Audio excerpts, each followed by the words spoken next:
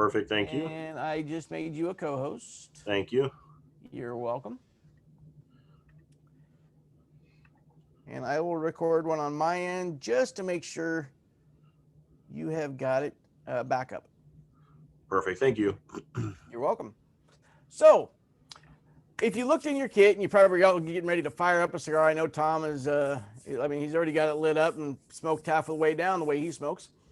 But what I'll ask you to do is when you fire this up, please toast the cigar. Take your time with this one. This isn't your normal Connecticut. Now, this is 100% Connecticut shade wrapper. So what that means is the wrapper, the binder, the filler, it's all Connecticut shade. Now, as we all know, the plant is got Seco, it's got Viso, and it's got Ligero, the different parts of the plant starting from bottom to top. It has a little bit of each one of these in there, but only about 12 to 13% of the total shade crop is good enough to be used as Connecticut shade wrappers that we use on our cigars. So I'm using some of this as Ligero to give it a little more body on the filler. I'm getting add a little bit more of the grade 4 to add as the binder. So this is all shade tobacco, but I had to use different parts of it to create an experience to give you the most out of what the flavor profile has to do with. Now, if you notice when you first fire up, you may not get those little bit of peppery notes, but those will fade. But you're going to notice one thing by the time you get halfway down. This has a little bit more body than your typical Connecticut shade. All right. So as you all are firing that up, you'll also notice you got a booklet. Where did I put mine? Just like that guy here. In that booklet, if you open that up to page 1, you're going to see the words Connecticut shade on there and the little bit of descriptor that goes along with it. And these are very broad spectrum descriptors. Now, we've all got different palates, right? We all grew up eating different foods. We all grew up liking different things. And even today, there are foods that I like that I guarantee you most of this crowd will not touch with a 10-foot pole. So we all have different ways of pulling different flavors out of your cigars. So if during this program, as we're going through this, I'm going to say, guys, this is not I'm not a preacher. I'm a teacher. I'm not I don't stand in a pulpit. I don't like to give a lecture. I'm looking for two-way streets here when it comes to conversation. So there are going to be times I'm going to ask you guys, give me a little bit about what you're feeling or what you're experiencing with this particular cigar so we can all work together to understand this is what this wrapper is about. Now, during this program for the next, say, hour and a half-ish, we're going to go, if that's, I think that's the time we've got allotted, isn't it, James? Yes. About that? So during this, we're only going to smoke 2 cigars. This is the first one. Then we're going to talk about a few. And then I'll tell you once we get closer, your second cigar that we're going to smoke. And the reason I chose these 2 is because they're very different without being on the opposite end of the spectrum. I don't want to go with a very, very mild, very distinct flavors that they're right on the surface, and then go with something in that real big range that's got super big body, just because it's too much. So the second one we'll smoke is going to be the Sumatran. So once we get up to that point, then we're going to smoke that Sumatran leaf and talk a little bit about that. But while you're enjoying this, I'm going to say continue smoking this Connecticut, and then we'll talk about the vintage Cameroon, the Ecuadorian Connecticut, the Habano, and the Criollo as we're getting up to that Sumatran. If we feel we need to fire the Sumatran up a little early, we can. It's not a big deal. This is like I say, it's all about the fun. So in there, we got you a cutter, we got you a pen, a lighter, and then we also got you a pen. Did anybody open that pen up yet? By show of hands? I got one. Rob? All right. Did you guys find the little secret compartment on those? Grab the stylus and then unscrew it. I don't know how many times y'all have been up working and somebody says, hey, can you adjust my lighter? But it's not just one because it does come out and it flips over to either standard or a Phillips, whichever you need.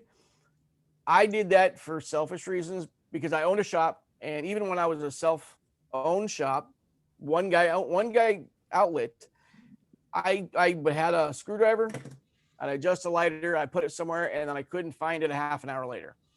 Figured if I always got a pen on me, I know where it's going to be. So that's for you guys. It's just something a little extra. And for those who can use the bubble level and the little measuring thingy, by all means, that just came with it. It was kind of a bonus. So if you guys want to speak at any point during this, I don't look for raised hands. I don't look for the little flags up, the thumbs up, the raised hand thing. Unmute your mic and just be respectful of sound. If you get a lot of back feed, I'd say you go ahead and mute yourself down. But open forum. Unmute yourself, ask your questions, give me your responses, give everybody your responses throughout this. So as we first fired up this Connecticut, can anyone give me the initial impression? And I guess two part of that question is, would you start judging that cigar at that point in time, or would you wait a little bit?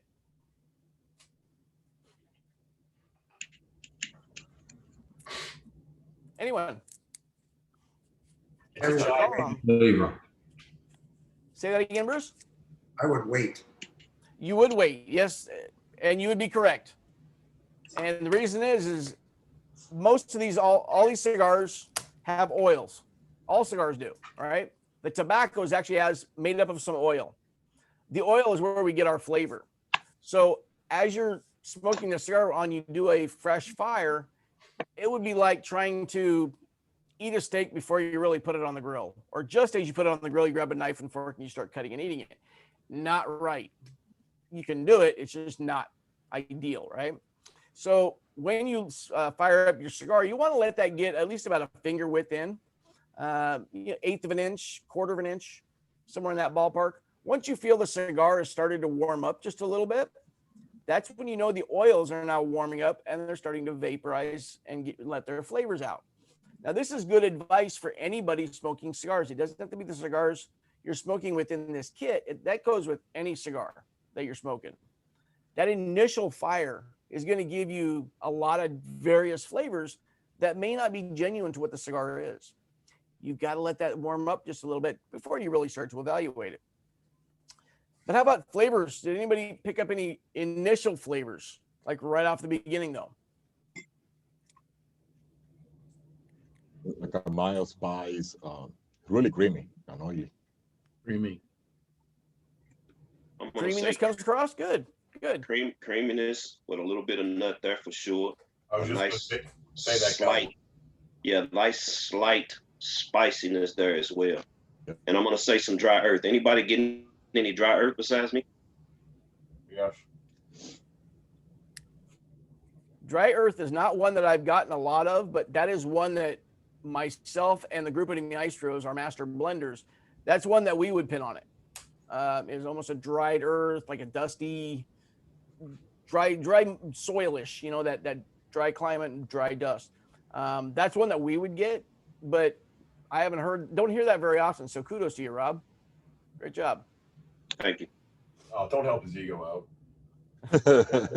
I don't know anybody. I'm just calling him like I see him. Sorry. No, he's got a YouTube channel for that reason. How about Thomas? I see Thomas is already he's smoking Tom speed there.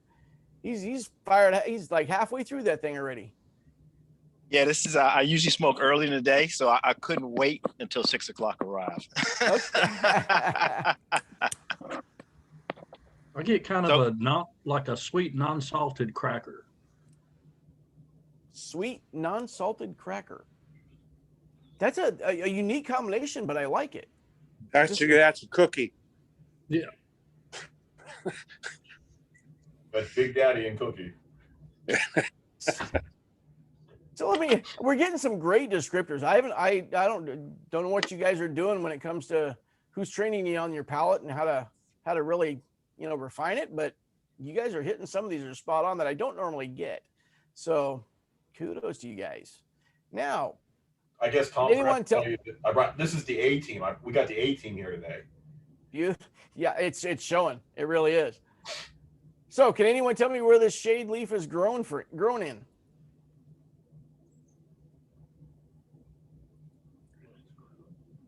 I take a wild guess and say Connecticut. You bet on it. I'm gonna say That's why we're the A Massachusetts. team. Nothing gets by us.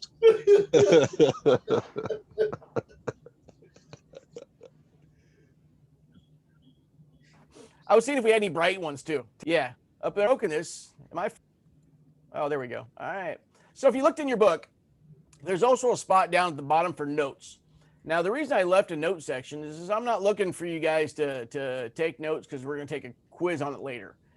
This is really a take a good look at yourself and what you like and what you don't like about that particular cigar. I would recommend writing 1 or 2 things you like about it and 1 or 2 things you maybe don't like about it. And just because you don't like it doesn't mean there isn't a consumer that is actually looking for that as their like. This is a good way for you just to look at it and go, this is what I thought of it. 2 points I like and maybe 1 I don't like. But also this is how I can help fit it to a customer who's looking for maybe one of these 2 or 3 or 4 bullet points. Make sense? In addition to that, you'll see there's some great brands that we do with this Connecticut shade. Now I'm only listed over here to on back the screen behind me. Is this streaming okay for you guys, or am I kind of blocky?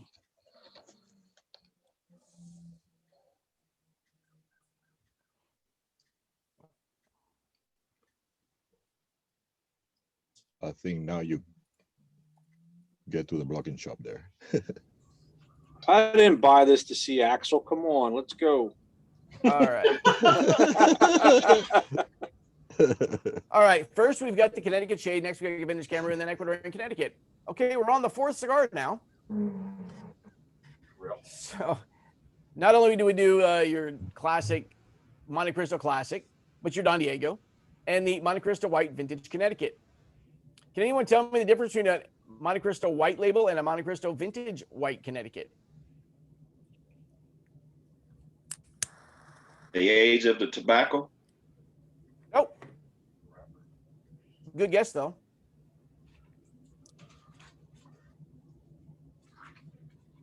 Let's see. How about the gentleman on, or the Cynthia's phone?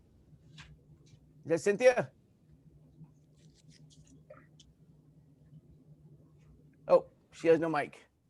All right, let's choose someone else. Carrie. Difference between the white and the vintage white. I would say it's more than the wrapper. I would say that it's probably the blend. There's one item in the blend other than the wrappers. The wrappers are different. The Monte Cristo White label is a Ecuadorian Connecticut, where the vintage Connecticut is actually the U.S. shade Connecticut. Okay.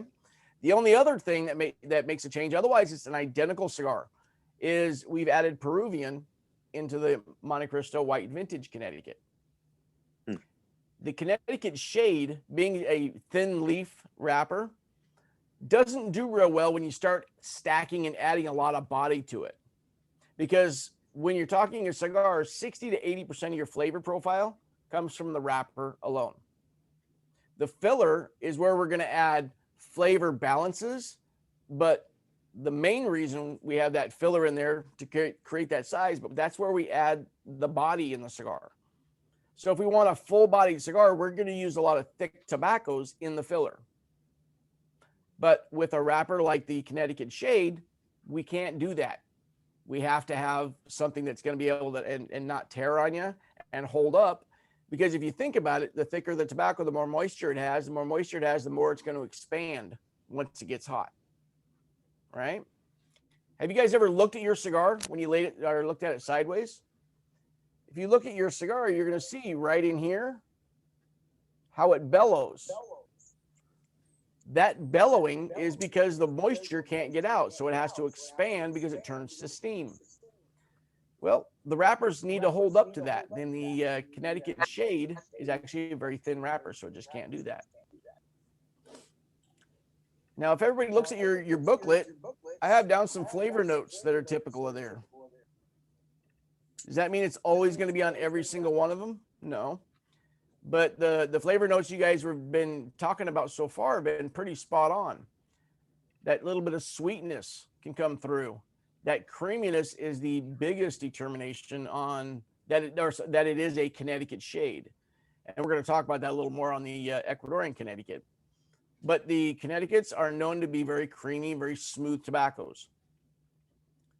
Some of the other flavor notes that we got was dried earth, a little bit of the undertone of I've even gotten moist earth, but dried hay is another one that we would get, and sometimes leather notes. Just depends on the cigar. Now you guys are getting into this a little bit, and we're going to go off to our next one here. But remember, continue smoking this because I want to get your guys' feedback as you want. You can just by all means give it to us. Just tell us what you're feeling, what you're experiencing with this. But next one, unless you guys have any questions, let's go on to the vintage Cameroon.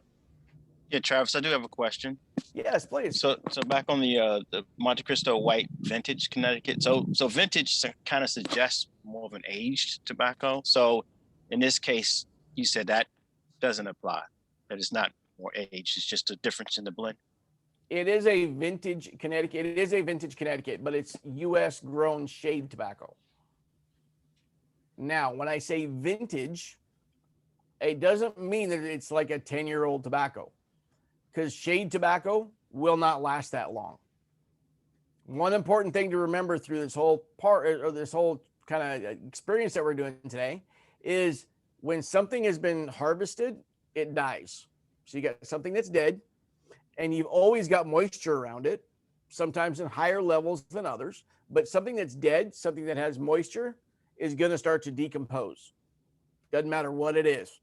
We're all going to decompose if it's dead, right? So as it's been harvested and it's already a thin leaf and it goes in, it's going to start to decompose. Even when we bale it up and we store it, that stored tobacco is going to sit along to the side and it's going to start to decompose, and it just thins that leaf down too much to where it's unusable, that it just becomes too thin. So it is a vintage tobacco. It's older for a Connecticut shade, which is typically used in the industry. I want to say this tobacco on the vintage Connecticut is 4 years old from end of harvest. Great question, though. Anyone else? So Travis, early on, you mentioned the Grupo de Maestros. Can you just explain what that is for those that don't know? Absolutely. Our Grupo de Maestros is comprised of 3 gentlemen in the Dominican Republic, 2 gentlemen in Honduras, and 1 gentleman in our corporate office that now can make up our group of masters or our master blenders. The team that go through, and whenever we put a new blend together or are proposing new blends, they're actually putting the cigars together based off of what marketing is looking for and what we're wanting to do to make that experience right for what they're looking for. Those master blenders are responsible for every single blend that goes through, not only new blends, but also existing blends. Like we won't talk about the 1875 today because that's a TBN wrapper, but the Romeo 1875 original, right? Been the exact same flavor profile for a long time. It's also got the same body level, the same burning experience, that same white ash. The way we're able to do that, because crops will change every year, but we're able to keep that consistency because our master blenders are tweaking the blend every year just a little bit, and they sample them throughout the production to ensure that those cigars are perfect every time, and they haven't changed year after year. So the Grupo de Maestros are just our group of masters, or our master blenders. Thanks, James. Thank you, Travis. Great. Well, if no further questions, let's step over to Vintage Cameroon. And that comes from our friends down in Africa. Now, can anyone tell me why the African Cameroon is really good at what they're doing? Sorry. The African Cameroon is got land where they're actually growing that Cameroon wrapper right over near this area here. See if I move my head right over here. In that region, a lot of forest, a lot of jungles. Well, when we get ready to harvest, or when we get ready to plant plants down there with our farmer will look at his field that he's currently using and determine, does that still have a good mineral composition to create the wrapper leaf that we need and the tobaccos that we need. If it's not, they go and he'll find another 5-acre section or 10-acre section, whatever the size might be that he needs to fill, and he'll cut down 2 years out. He'll cut down part of that forest, cut the vegetation, get rid of most of it, but a lot of it stays under the earth. It gets turned into the soil. It breaks down and turns into nitrates. Those nitrates, or nitrogen, is what tobacco thrives on and grows really well with. So the soil down there is not only really rich in minerals, but also pretty darn close to where tobacco was traced to come back from. Tobacco has been traced to start in the Andes down in Peru.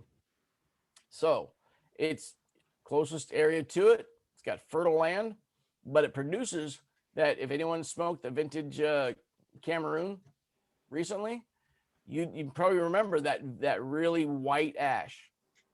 By show of hands, who here has smoked a vintage Cameroon in the last, say, 5 months? I keep a box of those H-Upman vintage Cameroons. That's my favorite, man. Beautiful white ash, isn't it? Beautiful white ash. It's got a high in magnesium count, got a lot of nitrogen to really give it that white ash. It's a beautiful colored ash. If you can get it to ash up and get a nice burn on it, it's gorgeous. It's picturesque. But that's the reason they can do that down there. Now, you may have all realized when you looked at the older vintage Connecticut and the newer packaging that we used for the vintage Connecticut, that the cigars might have actually looked a little bit different. You would not be incorrect in saying it's different, even though it's coming from the same farmer in Africa using the same land. But what we're growing is actually Habano strain tobacco instead of Criollo strain tobacco. And it's taken 4 years for the seed to actually adapt into the soil to be usable. But you're going to find industry-wide that we're all using Habano strained tobaccos coming from Africa now. What were the biggest complaint we had with it was Sumatran that we were using before Habano now. The Sumatran strain that we were using growing in the Cameroon region, I think the biggest one that we found was it was very brittle.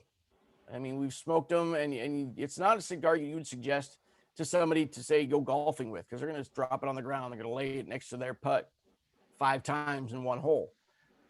I mean, it takes a lot of damage on a cigar. If the wrap can't heat up, it's going to break and it's going to have a bad experience. That could come back on you all for suggesting the wrong one. So we wanted to do something to hold the exact same flavors, that white ash and that burn quality that we had on the original. And Habano was the most adaptable, or the HB2000 was the most adaptable to give us that exact same experience, but having a little thicker leaf to make more durability. So if you were to grab this cigar in an original one and actually feel the texture on the wrapper leaf itself, you would find that one just feels a little bit thinner than the other when it comes to the actual feel of it. So this Habano, now that they're planting it as a Cameroon, where did that seed originally come from? Because the original Cameroon was a Sumatra seed from Indonesia. Am I correct? They called it Basuki or something. That's what it was named. And this one, I believe they got this one either out of Nicaragua or Honduras. I think it was Honduras is where they pulled this seed out of. I heard it, but I can't say specifically. So don't quote me on that one, because I think it's out of Honduras though. I'm gonna have to find out because I'm always talking about Cameroon. So that's some information you just gave me that I did not know that it was a Habano seed now and not the original Sumatra from Indonesia. Now, not everybody's switched over. There are still some farmers that are growing the old strain, but the new strain is now using Habano. But the flavor qualities, a lot of the same things. Those grassier notes, you're going to get that almost floral aroma off of them, this tobacco. And then it's still going to have that natural sweetness that you would get off of, like, even almost like a Maduro. Not quite as sweet as an Oscuro or a Maduro might be, but pretty darn close. Got that little sweetness to it. What are your, Rob, what's your thoughts on flavor notes you would get out of a Cameroon? Man, what you just spoke of was the semi-sweetness that comes off of it. I don't enjoy a cigar that's too overly sweet, but the sweetness on that Cameroon is almost perfect for me, and it's got great aromas, and the nutty profile that I get from it as well is good for me. And I also enjoy the sweet earthiness of the Cameroon wrap. And even a little woodiness sometimes. Definitely some woodiness. I know with our vintage Cameroons, it's a cedar wrap, so you will get some woodiness definitely on that one. I'm picking up something that's it's akin to like a really deep toasted rye. Okay. Still kind of bready, a little bit sweet, and not is like, you know, is grainy, but definitely it's got a lot more depth. So you jumped over and started smoking the Cameroon. All right. Well, for everybody else who did not fire that one up, I invite you to smoke that one later at your own time, so you can take your time with it, write stuff down and do everything. But whatever you want to smoke, I'm not here to tell you no. I'm just trying to give you an experience with the Connecticut and then going over the Sumatra when you get ready to, we'll smoke that Sumatra. And so. Actually, Travis, I do have a question about the farming technique. You mentioned with the Cameroon, where if they need to go find land, you know, they'll cut down some land, let it not, you know, decay, you know, get the nitrates back in the soil. How do they replenish the soil after it's been used? Cover crop, just like we do in US, Nicaragua, Honduras. They'll do cover crops. I don't know what they're covering using down in Africa, but I would assume it's going to be like a rye or a bean of some kind. Couldn't be winter wheat because they really don't get winter there like we do up north. So Travis, I asked everybody to unmute their mics so we can make this a little more interactive so you don't get out of breath from talking so much. So folks, you know how we do. We're all family here at Black Lion, Harrisburg Beer and Cigar. Feel free to speak. You know, don't worry about if you might be right or wrong. You know, this is truly an educational opportunity for us to continue to learn and grow. And this is like, you know, when we sent this to you guys, it's pretty innovative to be able to do this virtually now as well and learn from Tom and Travis. So feel free to speak up. Don't feel intimidated, please. I know we got Cowboy and Lee in the room, and you know those two got some of the best talents out there. I do have a question, James, and for fear of being thrown off the 18, I would assume then that every one of these cigars is the identical filler and binder. It's only the wrapper that's different. No. The Cameroon is 100% Cameroon wrapper, binder, and fillers. Oh. You will notice in there that there are some darker leaves, some lighter leaves that may be different than the wrapper color. But remember, that's because I'm pulling from Ligero, from the Viso, and the Seco sections of that particular strain. I wanted to make sure that you guys got 100% of that strain in the cigar. So okay, if you at some point you took one apart and you said, "Oh, Travis is full of you know what puckies," because there's a really dark leaf in here. Well, that could be because it's from a Ligero section of that same strain. Is that the same for all of the samples here? Are they all the same leaf? I mean, the same type? No, everything except for the broadleaf. The broadleaf, because it's such a thick and meaty tobacco to begin with, I didn't have anything thin enough to act as the binder. And I did have to add a little bit of the lower section of Viso to get that proper burn out of it. Otherwise it would have burned like trying to burn a 4x4. you'd kept the torch on it just to keep, smoking it. And you don't want to smoke a cigar like this the whole time, right? So I did have to manipulate that one just a little bit. Travis, the ring gauge, Yeah, 40, 42. What we working with here? 38. It's a 38. Okay. All right. 38 by 5 1/8, I believe. I think it was 5 1/8. It was just a weird size. And I don't know. My pen only goes up to 3 inches. You just got to bring out the bigger tape measure, right? Gary's life story right there. Yeah, I was setting you up. I set you up. Listen, I just couldn't let that one go, guys. I get it, wildly unprofessional, and Travis is doing a great job, but 3 inches is Gary's life story. Look at his phone. Even his picture even says iPhone 3. And daddy. But that's not 3 inches right here. Yeah. So Travis, if this Cameroon's a Puro, I've got to ask, what would it cost to make this in a Robusto size? Because this is very good, but I would hate to know the price tag associated with that. I would hate to have to look that one up. I would be honest with you. I don't know. It would be expensive though. I think you guys should consider it at some point, because I think I would jump all over a couple boxes right away. I can see Cowboy nodding too. Definitely. Well, I would take a Cameroon Peru, man. I heard that there's a guy out there that's making one. I've got to find out who that is. But this will be actually the first Cameroon Peru that I've smoked. The one and only Chef Simon Majundar. I got a tobacco field in my background. Am I crazy getting a little bit of a savory out of this second third? Kind of almost like the smoke with the retro hail. Almost kind of gives me a grilled steak.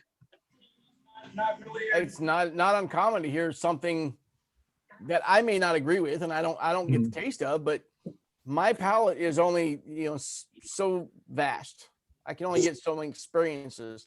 I'm not like some of these magazines I can pull out. It's got a taste of jujuberry out of this little farm in Eastern Africa that was grown by a one-legged farmer and a wife that can only walk backwards. Mm-hmm.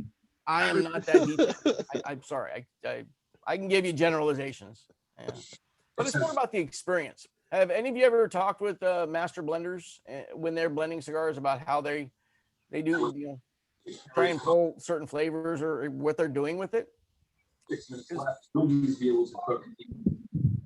Most manufacturers that I've talked to, whether it be AJ, Plasencia, our Grupos, when they're blending, they're looking for the body level. Is it got the right body level?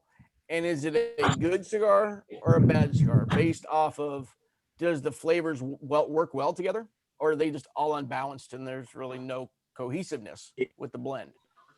It's good or it's bad. They don't go into the jujube berries and all that stuff. So that's what most of them do. So what do you think? You guys ready to go on to Ecuadorian Connecticut? I got a question on the Cameroon because I jumped in here late and just lit that one up. So it's spicier than I thought it would be. And I didn't hear you mention anything about spice, but I'm definitely picking up some spice and some strength on it. What would you have? I guess the age up in vintage Cameroon, would that be similar to this or no? That's the only one we do with a Cameroon wrapper right now. We are looking at doing one. There it is. We're looking at some future projects, but those probably won't be in the works until next year.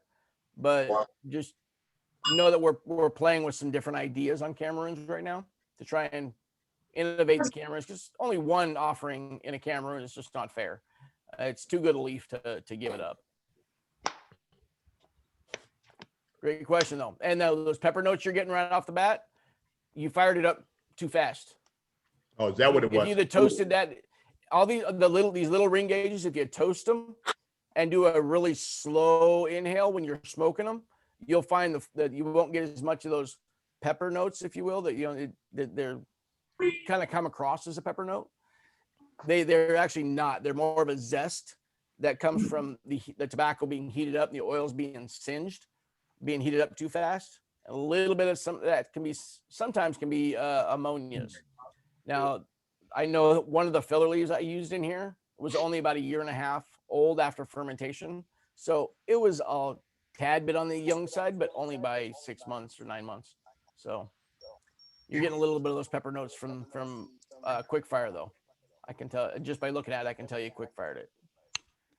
Soft flame, Lee Mac. Soft flame, bud. Bic. Don't get me started. You know, I get enough problems with that. I've got a rod reel with me, baby, right here. I got the Bic on these little ones. It's funny. I used to have one on the desk, but I took it to the lounge last night because that's what I was using. You said it's about time for cigar number 2 for those that like myself didn't listen, or for those that not like myself didn't listen. So right. Repeat that again. I'm on cigar number 2 already. Is there anybody who is still working on the first cigar?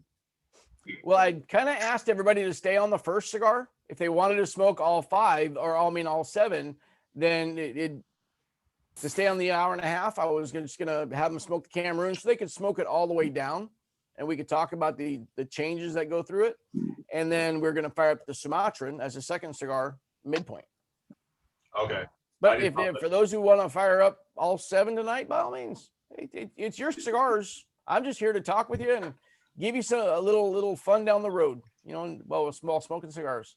Yeah, I wanted to make sure the people that were actually listening to you got a chance to get to their second cigar and weren't like me jumping all over the place. Well, if you're going to change cigars, we're about ready to talk about the Ecuadorian Connecticut. Watch yourself. Can anyone tell me the differences between Ecuadorian Connecticut and the Connecticut from the Connecticut River in U.S.? Wait, but before you say that, but we're not smoking the Ecuadorian Connecticut, right? No, sir. So if you leave it to me, I'll have cigars in all fingers, you know? Well, I'll be honest with you. The way I designed this kit was based off of what another manufacturer, a couple other manufacturers have done in the past, where you smoked like each of the filler leaves, then you smoked the binder leaf, and then you smoked the wrapper, and then they said, oh yeah, and by the way, and so you got like 5 or 6 cigars lit. They're little palitos, and you're trying to smoke them all together, and they say, oh yeah, by the way, it's this cigar that you're smoking. It's a new blend they came up with. And I was like, okay, that's an awesome idea, but it's the wrapper that I'm smoking. That's what we all taste for the majority. I mean, most of the time. There's always going to be exceptions to the rule when it's a little more slanted toward a filler, especially when it's under fermented tobacco by my other manufacturers who under ferment tobacco to keep the higher nicotine and a little more of that back of the throat bite. That's going to give you a lot more filler tobaccos in there. Am I the only one that's getting a little echo from Yeah, I'm getting a lot of echo somewhere.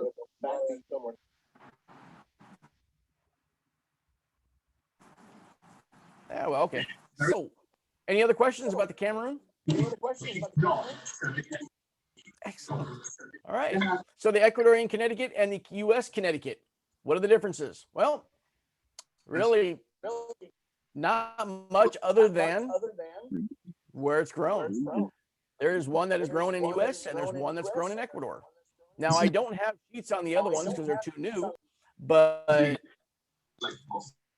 if you look, we're actually growing Connecticut seed in Nicaragua.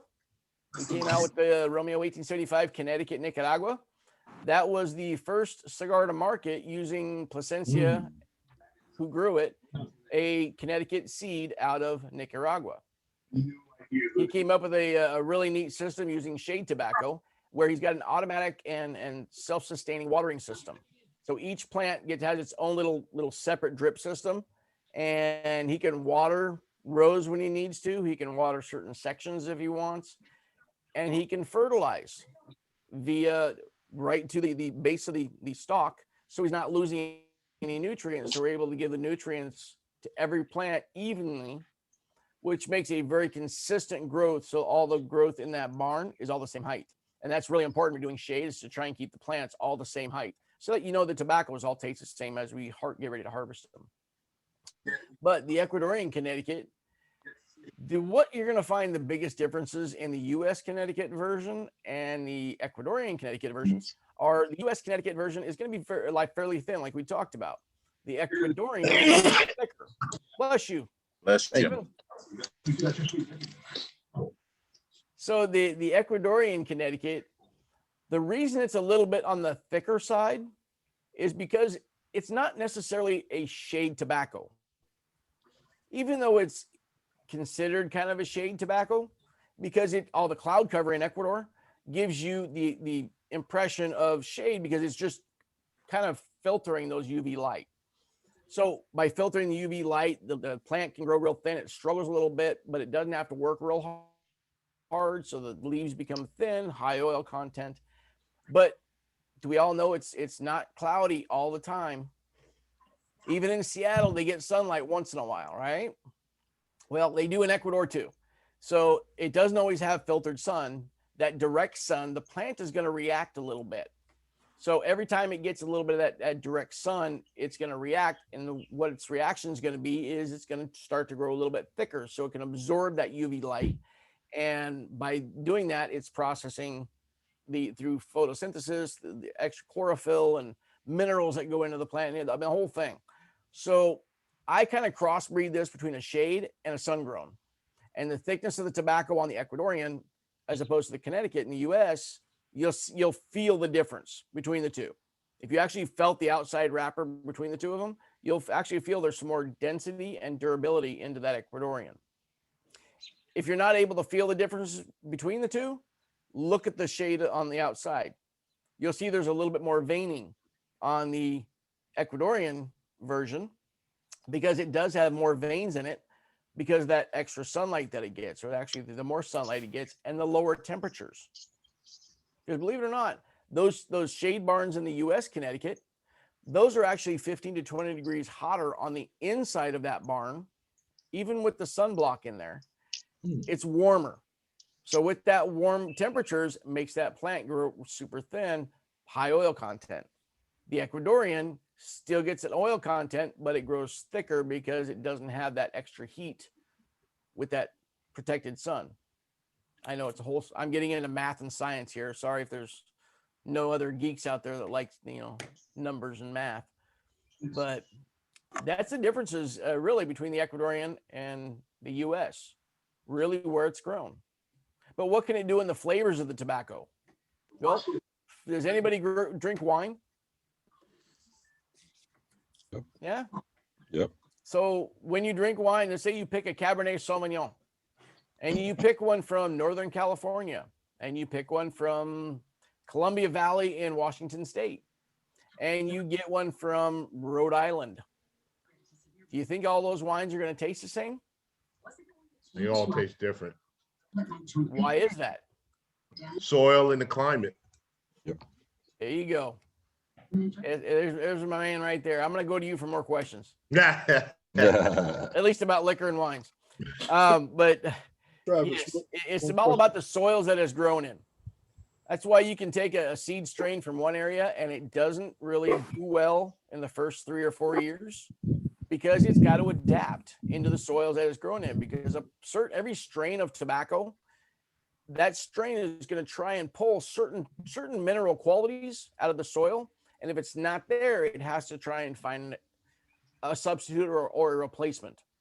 So in the first year, they plant seeds, they're going to let the plants grow. And the plants that look the best when it comes to the height and the distinguishing qualities that they're looking for about that strain, they'll let that plant go to seed. They'll take those seeds, they'll plant them the next year. Same thing the second year, the third year. By the fourth year, you should see some pretty good production of tobaccos that are going to be usable in the market. By the fifth year, you should have a definite progression.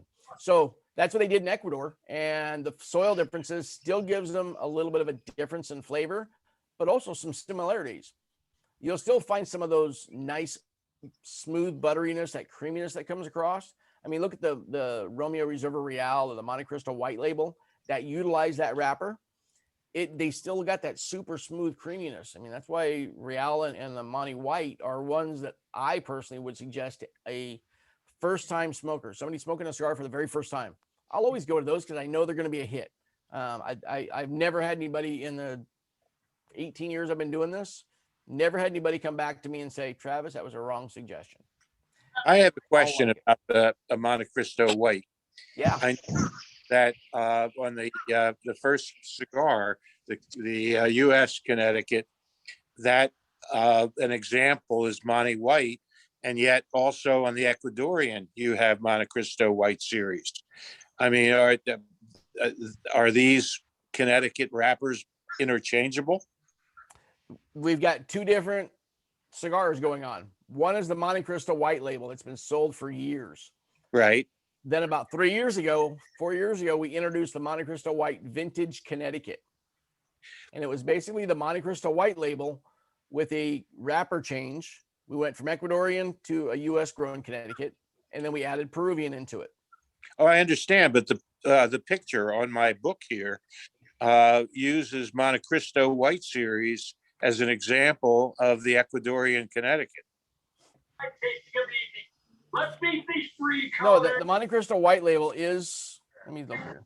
The Monte Cristo White label you see in there is the regular white label, and that is true with the Ecuadorian Connecticut. Now, if you go over to the Monte Cristo White label on the U.S. side, you can't see the lower band. The lower band has the other stuff on it. So that's okay. Yeah, I didn't realize that. Okay. Very good catch. You're very Thank you. astute. Oh, am I ever? Ask Nick Patel. He'll tell you. Well, I love it. If you see any more, please let me know. All right. Keep your eyes out. Travis, you briefly mentioned that Nicaraguan Connecticut. Where does that fall as far as the lack of a better term, daintiness of the wrapper? Is it a thicker wrapper than the Ecuadorian because it's in that Nicaraguan soil, or is it somewhere between the I would Connecticut say it's and closer to the Ecuadorian? It's not grown in the sun in Nicaragua, Honduras. They actually are in Nicaragua. They don't let those are actually grown in shade barns instead of growing them out in the sun with the cloud cover. So you are getting more of that shade experience, which makes the leaf a little bit thinner, but it is thicker than the U.S. Connecticut. So I would put it closer to the Ecuadorian. The Honduran, I would actually put it right at the Ecuadorian level. Killing me. That's a pretty stout leaf. Somersaults rolling around the floor. But if you notice, does anyone notice that H. Upman that's over my shoulder? That's the H. Upman Connecticut, and that's a true medium body. And that medium body we were able to do because we found a little bit of, it's actually a thicker, for an Ecuadorian version, it's the thicker end of the Ecuadorian wrappers. And we baled those up on our down at the factory. The ones that were graded up as a thicker leaf, we baled them and then we set them away for an additional 1.5 years. That's how we got these to actually perform like we wanted them to. It thinned down enough to be used as a wrapper, but it had enough durability that would stretch a lot further than your average Ecuadorian. Really good steak for those who haven't tried it. Travis, that one in the picture behind you has a green band. The one in our book is yellow. Are they the same? That one looks green? From here it does. Yeah. And then that's probably my program. Okay. To me, it looks right, but I can't see what you guys are seeing. So Just making sure. Okay. No, yeah, it shouldn't be green. It should actually be yellow. Yeah, yellowish. The rest of the colors are right. Like the Henry Clay and the Romeo are good, but it's just that H. Upman. That one, just that one there. All right.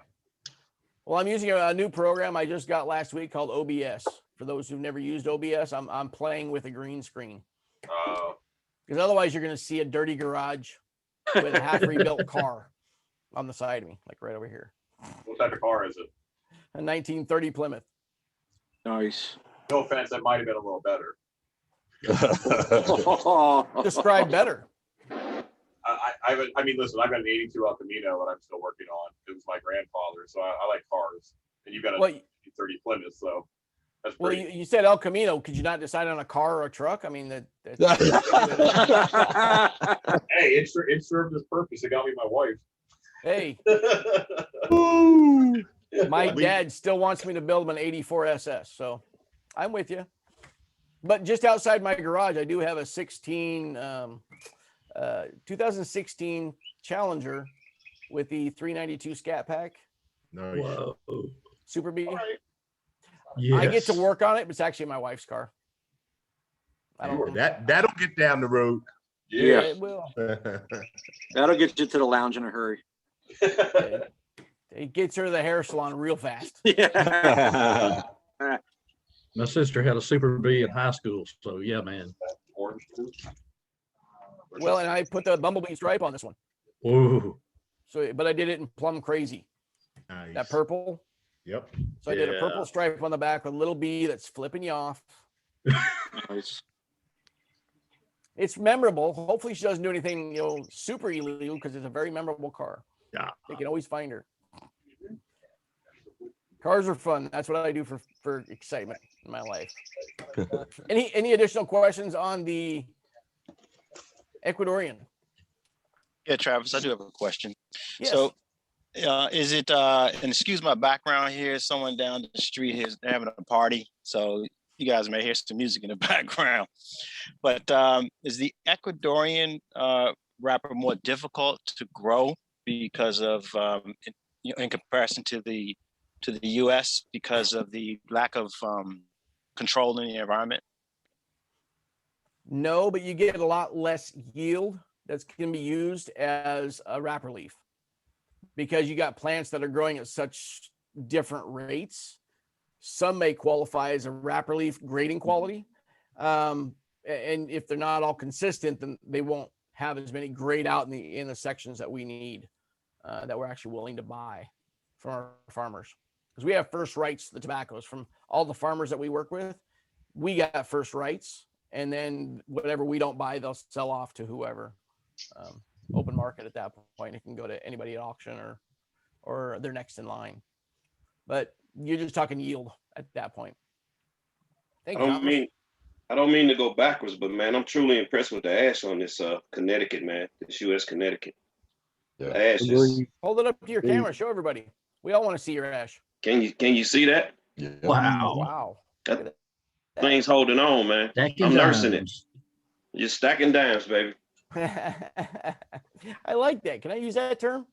Oh yeah. That's awesome. I haven't heard that one yet. So what's the next one? Yo-yo. Criollo. And then Habano, right? Well, the only slide that I had ready to go because I'm still in the process of building it is my slide for Nicaragua. Esteli. Well, guess what? That's where Criollo and Habanos are basically grown. Now, when it comes to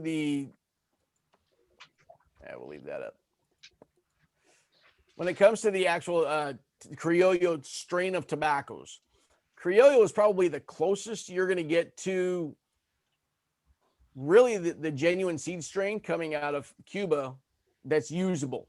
Now they grow it in Honduras and Nicaragua because it's got a lot of similar areas where it's grown. Not so much the altitude in Esteli, but in Condega and Jalapa, very close on some scales as like the growing regions in Cuba. But there are a lot of differences, right? Because of really the lack of mountains in Cuba. Did anybody know that Cuba is not built like most islands? Can anyone tell me if the mountain or the lava flow that caused Cuba to become an island? Anyone ever thought about that? There ain't one. For those who got computers, try looking it up while I'm on. I'd love to know it. But really what it is it's a small section of Honduras is what they kind of believe happened. It came off of Honduras and it drifted. And we're talking millennia ago that the ice that was formed or somehow it broke off and it drifted over. Well, when it was drifting and as it's sitting and it's moving over, it started to form a coral bed on the base of the island, to where the coral just kept growing till it finally hit rock bed down to the rock of the floor of the ocean. From there, the coral would continue to grow, but the coral pushed that earth face that that broke off of Honduras. It actually started to push it up and out of the water. So you're talking an island that's slowly being pushed up, and as the coral comes out of the ground, it's going to slowly start to turn to soil. And then now it's kind of what we know Cuba to be now. It does have some great growing regions because it will have high and low spots just like anywhere else. But there is no island that formed Cuba. That's why their soil is so much different. If you look at the soil composition in Cuba as opposed to any other country that can grow tobacco, they have approximately 5 times the lithium content than any other growing region that grows tobacco. You can't add lithium into the soil. It's not something that can be naturally put into the soil as we're growing tobacco. So with that, it makes Cuba very unique and different. But Nicaragua, up in the Esteli region, has the nice volcanic region. Those volcanoes and the lava flow that forms in and around that area, and yes, there is still lava flow. For those who've never been to Nicaragua, there's a little town called Managua. In Managua, just outside, there's a tourist spot where you can stop, walk up to this little ledge, look over, and there's a magma flow flowing right just like a river, just hot lava. Well, that's what the lava comes up that close in that area. So there are vents that'll form on that. There's an island in the middle of Lake Nicaragua. It's got two volcanoes in the middle of it, or on either end of it. And Plasencia actually grows tobacco right in the middle. So as the trade winds blow the steam or the venting from each of those volcanoes, it'll vent out, it'll blow the core magma nutrients that's turned to vapor up, and then it'll blow it onto the growing region within that, at times, not all, but it'll blow it all into the soil. And if you didn't know, tobacco is a top soil driven plant. So it doesn't really go much more than a foot into the ground, but it's really, really wide. So as that plant is getting rained on, it's getting its nutrients from the top going down, those magma that venting magma vent can actually influence the tobaccos a lot. In Esteli, you've got the volcanic magma that formed soil that influences it too. So that's what makes Criollo so different in Nicaragua. But in Honduras, especially in our region where we grow our Criollo leaf, the soil is very, very dark. I mean, it's almost black. It's got so much nutrients in it that the plant's been adapted to that it just creates this great Criollo flavor. What are some of the typical flavors we'll get out of Criollos?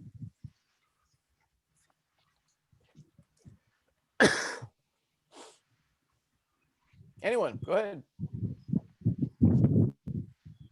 Spice. I get a lot of spice out of Criollo. Yeah, a lot of peppery. You can get a lot more pepper notes out of it. Remember, I talked about the volcanic growing region, like in Esteli. Mm-hmm. Anytime you see a predominant Esteli tobaccos, I guarantee you it's going to have some peppery spice notes to it. More, I think I get a lot of red pepper spice out of that tobacco as well. And for me, it's kind of like and not a hot red pepper. It's more of a sweet red pepper for me. Okay. You've got one of them sophisticated palates. I got that old farmer palate. I'm gonna say that's cowboy over there. Somebody just didn't let you know. The cocoa chocolate type stuff, deeper flavors. Yeah. Okay. Naughtiness, usually get a lot of those in there. If you take a look at some of those brands that we do, like the Romeo 505, 505 named after the area code that is coming out of Nicaragua, and then the Espada by Monte Cristo. If you think about those two, those are both kind of start off as those bigger spice pepper notes, and then they kind of calm down a little bit and they become very smooth and balanced in the way that the flavors come across. And some of the bigger determinants that we get are spice notes. We do get some of those subtle chocolates on our evaluations. They're more of a subtle chocolate. You may get the stronger ones, which is great. Like I say, not all of our palates are identical. And then we will start to lose some of those grassy notes, but we haven't lost any of those sweet notes. Those do have a subtle sweetness to them. So let me ask a question. What's the difference between that spice and the spice that you said I was getting on this Cameroon from overheating it? Because I'm still smoking it the way I smoke it, and it's still a spicy cigar to me, you know? Okay. And are you typically very keen on pepper notes? I mean, do you get spice a lot? Do you eat a lot of spices now? I eat a lot of spices, and I can identify the different types of spices, yes. Okay. And that very well could be why you're able to pick up more of that spicier note, because your palate is developed, because you eat spicy foods, or you know, it sounds like you do. And if you eat some spicier foods, your palate's going to pick those up right away. I know leathery notes because I work with a lot of leather. I work with a lot of earth tones because I like to work outside in the earth. Growing up, I worked with hay. So I know that straw, grassy notes real well, but that's flavor notes that I can pick up on. So you're picking up pepper, and it's not a wrong answer. There is pepper notes, and it sounded like you were describing more of a rushed fire. But if you're still getting pepper notes, then I would say it's probably just your palate picking those up. Yeah, for me, I wrote down on my notes, I kind of said cinnamon, cayenne pepper. So it's definitely a spicy one. You see me wiping my head here. It's also got some good strength to it. I like this Puro. I want more of these. And I don't remember if I mentioned to you guys, but as I put these blends together, because it was 100% of that varietal, I got to make the body level where I wanted to. And most all of these, I increased the body level because that's what we're all seeing with cigars nowadays. That's where our consumers are looking for, is those fuller bodied stuff, right? The medium full, the full bodies. So some of these I push the envelope when it comes to body, but it's not always going to be that case. Very nice. Good. Hey, Travis. Yeah. I feel like that lines up with the company's work with age over the last couple of years too. So I mean, that just seems to be something very intentional. You guys have been doing that. That's a safe assumption. I only heard parts of it. Let me turn my mic up. I'm sorry. I'm saying your guys' work with AJ over the last couple of years, and you guys have had history with him, but I feel like I've seen his name attached to a lot of your guys' stuff recently. And his spice, flavor, powers, you know, all that fun stuff that you can associate with AJ. I'm assuming that's a company-wide top-down intentionality then? The last part of your question? I give up. No, we do work with AJ. I think I get what you're saying. We work with AJ on a lot of projects, but the reason we like to work with AJ right now is if we can all think back like 5-6 years ago, AJ wasn't a huge name, not like he is today, right? But now you think about a lot of his tobaccos, he puts up, I'd say I heard the numbers like 2 to 3 new aging barns every crop year. Even if he uses tobacco, he fills those old ones up, but then he has more tobacco. He can add 2 or 3 more barns to age. He's really known in the industry on a guy who knows how to age his tobaccos for long periods of time and doing it the right way. So we're now able to start playing with some of those older vintage tobaccos. Look like the Monte Cristo 1935, prime example. That's got a lot of his age stuff in it. That's really hard to seek out. And AJ likes to work with companies that remind him of Cuba, his heritage, like Monte Cristo, Romeo H. Upman. Those are some iconic brands coming out of Cuba. So he really likes to work with us. Did that cover your question? Yeah, you answered it. Excellent. All right. Hey, Travis, I have a question. Yeah. So in terms of the region versus the tobacco, how does the region, I guess, more typically impact the taste? Is it more from a spice perspective, or how does it, from your perspective, how do you feel? Each region you grow tobacco in is going to have its own set of qualities that will impart into the tobacco. Esteli, you could grow Criollo, you can grow Sumatra, and you can grow Habano.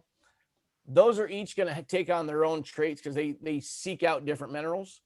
but they're all going to have very similar notes because Esteli is in that volcanic region. You'll almost always have like a black pepper, cayenne, that's spicier, kind of zest peppers. And as opposed to if you went down to Condega or Jalapa, even Jalapa, I mean, that's at like 800 feet in elevation. That's going to take on a whole different realm when it comes to Nicaraguan tobaccos. But Esteli, always going to have pepper. You talk in the Santa Rosa area in Honduras, you're going to get a lot more richness, like a deep, rich flavor out of the tobaccos because that really black soil in their growing region. And they're at, like, I want to say it's 12 or 1,300 feet, give or take, which is, I knew it was, I remembered it was on the same plane as Esteli at 1,300 feet. So each area will take on different flavor qualities, but depending on the strain of tobacco is really what the tobacco is going to turn out like. Very good question. Mathis, I just see you right in the middle of my screen, and I haven't heard a question from you yet. So if you got any questions, by all means. Well, I'm like the baby of the group, so I like to sit and listen. But that I done switched up to the Cameroon. But that Connecticut shade, to me, that was pretty strong. But it had a bitterness to it. And I thought I was going to have to go to bed. Now I switched up to Cameroon. Now that Connecticut, I intentionally made that as high as I could on body level. The Connecticut. I made that intentionally stronger. Okay. So that was me. All right. So yeah. But now I'm on the Cameroon, and this seems to be like a mild, mild to medium. And I'm getting that sweetness, but I got like a cookie dough off of it, some type of cookie dough, because it reminds me of snatching grandma's mix, you know? Oh yeah? Yeah.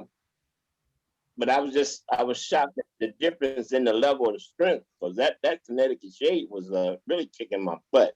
But it reminded me, I smoked the Monte Cristo, the white label, and I didn't like it.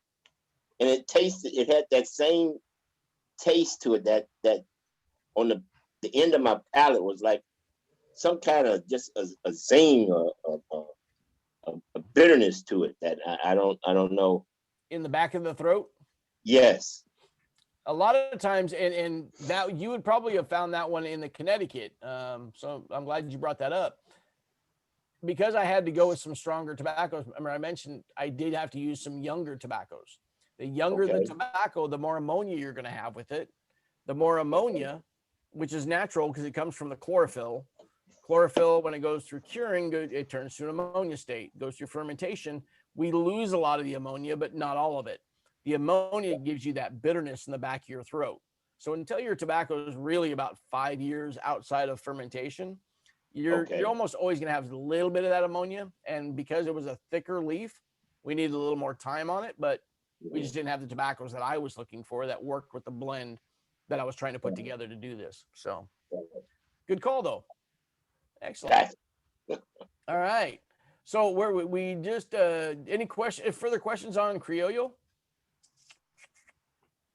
I hope you all mind. I switched to my garage, my clean garage. That Buffalo Trace is going to be good with that Mathis. What's that? Oh, you seen that, huh? Oh, Buffalo Trace food. Yeah. So let's move on to the Habano. So the Habano strain, does anyone know what Habano really stands for? Or what else it can be called? Rojo? Nope.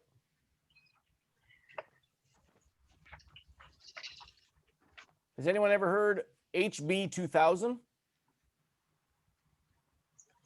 HB 2000 and Habano are the same thing. The HB 2000 was brought out and kind of developed through hybriding back in the boom of cigars back in the 90s. Now, back in the 90s, for those who were in the industry or remember smoking cigars back then, they were very hard to get a hold of. And if you got a hold of one that was actually good, you got as many as you could get because there was a lot of bad tobacco because there just wasn't enough tobacco in the industry. So they developed this HB2000 to be a more kind of a user-friendly to the not only the farmers, but the blenders. For the farmers, it was easier to grow. It was less sustainable to diseases. It was blue mold resistant, and it had a very good yield out of it. From the blender side of things, or the manufacturing and the blending side, it was able to kind of really be worked with depending on what other wrappers you're putting with or tobaccos you're putting into the blend. Most of the time, your binder leaf is second influence when it comes to the wrapper. So that Habano leaf with your binder really gives you the bigger impact. And we can manipulate that flavor by changing the binder leaf on any given cigar. If you look at the Habano strains that we actually make utilizing this leaf, we can go from the Monte Cristo Platinum, yep, and then the Romeo by Romeo and Julieta. For those who have smoked the Platinum and the Romeo by Romeo and Julieta, you're talking two different sides of really of a flavor and experience spectrum, right? One's a little more body to it. It's got more of those rich, in your face, just knocking around by the Romeo by Romeo, right? That's got big flavors going out of it. The Platinum has a little bit older Habano leaf, but it's also more delicate because we put that Peruvian leaf in there, which is personally my favorite leaf that we use in fillers. But we use that to add body, and we add a nice creaminess in the back end. So we made it so the flavors weren't as big on that particular cigar. And if you look at some of the other ones that are in there, you'll notice they're all over the board, from St. Louis Ray Original to so many blends that we use this one for. But the Monty by Monty, right? Look at some of those flavor profiles and the experienced medium to kind of that fuller bodied end. They're all over the board. So the Habano one leaf is really the most versatile, the most durable, and farmers the highest yield. So we're able to get more tobacco in the industry in a quicker amount of time. So that's how the Habano strain or the Habano leaf, or known as the HB2000 leaf, came into development. Is there any flavor qualities that can kind of come across the board that no matter what cigar you put this Habano leaf on, you're going to get out of it? Yes. You're going to get those peppery notes off the beginning. Those are almost always going to be the Habano strain. You'll find some of those peppery notes on a green from your first fire till you get that thing warmed up just a little bit. The other one that you'll always get is going to be I just had it in my head and I forgot it. That's what happens when you get old. Don't get old, guys. Chocolates. That's what it. You're going to start to get more cocoa notes. And as you start to get darker on the leaf, you're always going to see those cocoa and coffee notes kind of come into play. And it doesn't matter what manufacturer you're talking about. From really the Habano strain all the way through, you're going to see more of those cocoa notes come, or cocoa, coffee, cacao, chocolate. I mean, you'll hear these things, these phrases, marketing puts their terms on them, but we hear those a lot. And the reason is, do y'all know about fermentation? About how fermentation is done and how we're able to get Maduros and naturals? All right, well, I'll tell you. By show of hands or by voice, who here has ever baked a cookie in their life? Tried. At least you're honest. Okay, you baked a cookie, right? You grabbed that cookie dough, you put it on your cookie sheet, and you put it in the oven about 350, and you cooked it about 10, 12 minutes. All right, that's your nice golden cookie, nice gooeyiness in the middle if it was cooked right. And it's really tasty. It's got some gentle sweetness, but it's a very good cookie, right? That's more of like our natural leaf. Now, I'll get to explain the reasons why here in just a moment. Now I want you to take another cookie sheet. I want you to put that cookie dough on there, but I want you to leave the oven at 260. And I want you to bake that cookie for 30 minutes. Can anyone tell me what that cookie might look like? It'll be flat. It's gonna be flat. Undercooked. It's like a ball. 30 minutes. It'll still have just enough heat at 260 to really start to cook it. But that cookie is going to be very dark, right? It's still going to have a little bit of gooiness to it because 260 is not enough to dry it out. But it's still going to have that sort of nice gooey texture. Really, really dark, but it should still have some sweetness to it. Now, let's apply that to tobacco. When we do fermentation, these fermentation piles are 6 feet high, 6 feet wide, and approximately 10 feet long. Now, they're like two horseshoe tracks that are an outer one and an inner one. So in those horseshoe tracks, we wet the tobaccos in hands of tobacco. A hand of tobacco is nothing more than 20 leaves that are tied off at the stem. And then we lay those in with the stem sticking out and the leaf going in the inside. So you got two sections of leaves going around like so, right? Wet tobacco, it's a dead leaf. We put it in a big stack. The pressure from all that tobacco above it, pushing down on the lower tobacco, doesn't allow the heat that's created by decomposition. That decomposition creates a very small heat source. The heat can't get out, so it slowly builds up. Have any of you ever heard of barn fires? Mm-hmm. Well, 999 times out of 1,000, it wasn't because little Johnny decided to try his first cigarette and he got caught by his dad. And so what did he do? I'm not doing nothing, Dad. Caused a barn fire. Most of the time, it's hay that was cut, wasn't allowed to dry for the 2 or 3 days it needs to actually properly dry out. Then they baled it, putting it under some pressure. Then you put those bales, you stack those bales on top of one another. That puts the lower ones under compression. So now you've got a wet hay in a bale under compression because of the upper weight, right? Builds up heat, finally gets to a point, gets so hot, starts to smolder, turns to flame. That's what we're doing with tobacco, but we're stopping that fermentation and that heat at some point. Now, your natural tobaccos, we're going to let it get to a higher temperature, which means we have to unstack and restack the tobacco a lot more often. But the Maduros, we don't let the heat come down or come up as much. It takes longer for the heat to generate because we're using a lot thicker leaf. But when that temperature comes up to a lower setting, we'll unstack and restack. But every time you unstack and restack your tobaccos to allow the heated tobacco on the outside to cool down, the outside tobacco, which was cool, to go into the middle to heat up, every time those 2 cycles are done, that just takes a little bit longer every time we do it. So natural tobacco, higher temperature, a little more rotations under a shorter time frame, usually about 9 months to a year at the most.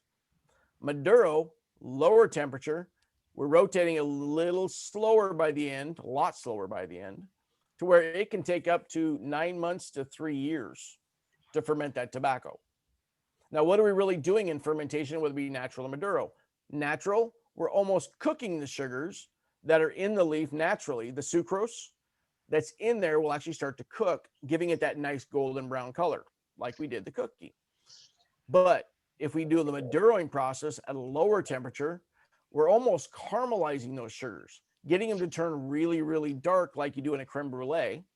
You torch that sugar and it gets really dark on the top, but you take a bite and so it's just natural sweetness. That Maduroing can actually leave a lot of those sugars on the surface once you get done with that fermentation process. So that's fermentation. What'd you think of that? Nice. Awesome. There's an hour-long course I did in 5 minutes. Now I want cookies. Yeah, right. You might taste cookies on the next couple of cigars you smoke. As we're getting into what are you tasting? But the Habano, going back to the Habano, that's one that, like I say, it's very versatile. We can do a lot with it. It can be manipulated one way or another. With the 21 different grades that tobacco is graded into, you take one level of grading above, let's say level 18, you go to level 19 on a cigar that's already being manufactured. We take one filler leaf or one binder leaf, and we go up one grade level. it can completely change the cigar. And prime example of that, does anyone remember the Monte Cristo Epic, the original yellow box Epic? Yes, can't wait for Yeah. the new one either. Well, it will be coming soon. Sorry. You're fine. So your Monte Cristo Epic yellow box. You remember smoking that? You're like, wow. I got 2 dogs. Interrupt the meeting. The flavor on this Epic is just phenomenal. I remember hearing that over and over when we came out with that one. And then we came out with the limited edition number 2, Monte Cristo Epic vintage, limited number 2. That cigar was the exact same cigar with one change, but yet it smoked differently, didn't it, Tom? It did. The one change that we made to that was the wrapper leaf. We went to one level higher in the grading. We just went to the next in the wrapper. We went 1 grade higher. That was it. And it really changed the cigar to where people were like, oh my God, it's just phenomenal. You know, it had that much of an influence. So it can change quite a bit. Mm-hmm. Y'all got any questions on Habano? Yeah, Travis, could you I'm a big Monte Cristo Platinum lover, and you kind of gave that breakdown, the difference between the Platinum and the Romeo. Could you just give that to me just really quick one more time? I was taking some notes. Yeah, I mean, they're both using Habano, right? With the Platinum using that Peruvian tobacco in the filler, that added more creaminess on the back end to calm that wrapper leaf down. But it also increased the body level, which that increased body level kind of added a little more to the flavor from the binder and the wrapper. So it gave a little softer impression of the flavoring, but it added more to the flavoring. Where the Romeo by Romeo is more like it's in your face. You know what I mean? It's like it's a very potent flavor wise. It's like right there. You start smoking it and it just goes bam. There's a flavor right there. Where the Platinum, it's very undertone. You've got to almost seek them out, but they're there, right? But they're not really big, but they're there. Good. All right. Anything further? Didn't one of the Monte Cristo museums use a Habano wrapper? I don't remember. Was it the Fazino? I do think that's right. Is there? Might have been the Monte Cristo Fusino. You should have that 3-dimensional. Yeah, you should sneak that back into one of these boxes, man. Oh, yeah. I'm sorry. There again, no. That's a great. I haven't had anybody bring stuff like that up, but as the part of that blending team who does, like, I don't say a blending team because I'm not, but I'm on the tasting panel for all the cigars, and when it comes to try and reproduce something that was made 10, 15 years ago, sometimes it's very difficult to get those same qualities on the tobacco that we had back then. And to duplicate them, it's sometimes virtually impossible. Because I've been working with TDG and Tabacalera de Garcia to try and reproduce if you remember the Trinidad original in the gold box. I've tried to get him to duplicate that, and I just haven't been able to get him to do it. Just nothing hit me right. So. Okay. I guess kind of a side question. How often are you guys focusing on those, like trying to bring back blends like that? Is that an active bullet point when those guys are together? Is that something you guys focus on, or is it really once it's dead, it's dead? It's really more about, hey, we're tinkering with this, but here's our marketing plan for the next 18 months. So we need to focus on this blend because we know whenever a blend is started, we're going to need at least 12 to 18 months before we can come into production and have it in Tampa. So we're looking at 18 months out on what we need to start focusing on in creating the blends. Okay. Yeah, the little tinkers like that are more side projects for people like me and some of the grupos who've been with us for eons. Okay. Thank you. Oh, you're welcome. So let's head on to my favorite wrapper leaf. I mentioned the Peruvian was my favorite filler leaf. And we all know where tobacco came from, right? Peru. That's why I think it's my favorite.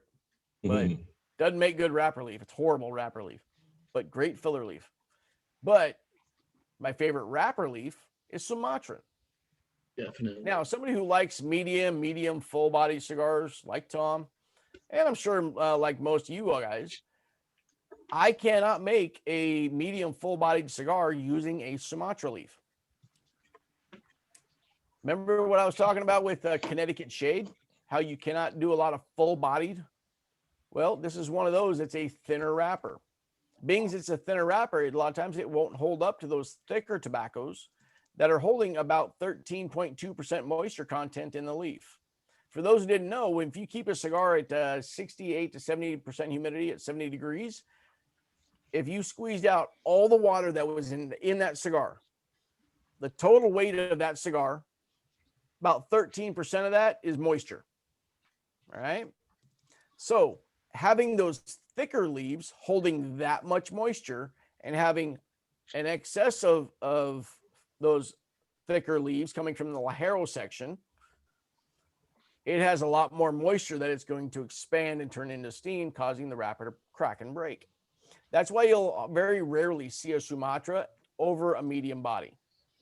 Now, if you look at the ones over my shoulder, you're going to see the original F55, which that's actually the M. That should be the F55. But the Sumatran and the Romeo Anniversario, two great flavor tobaccos. I've got a lot of flavor to it. And the F55 was actually the number 2 cigar of the year in 2012 or 2013. 2013.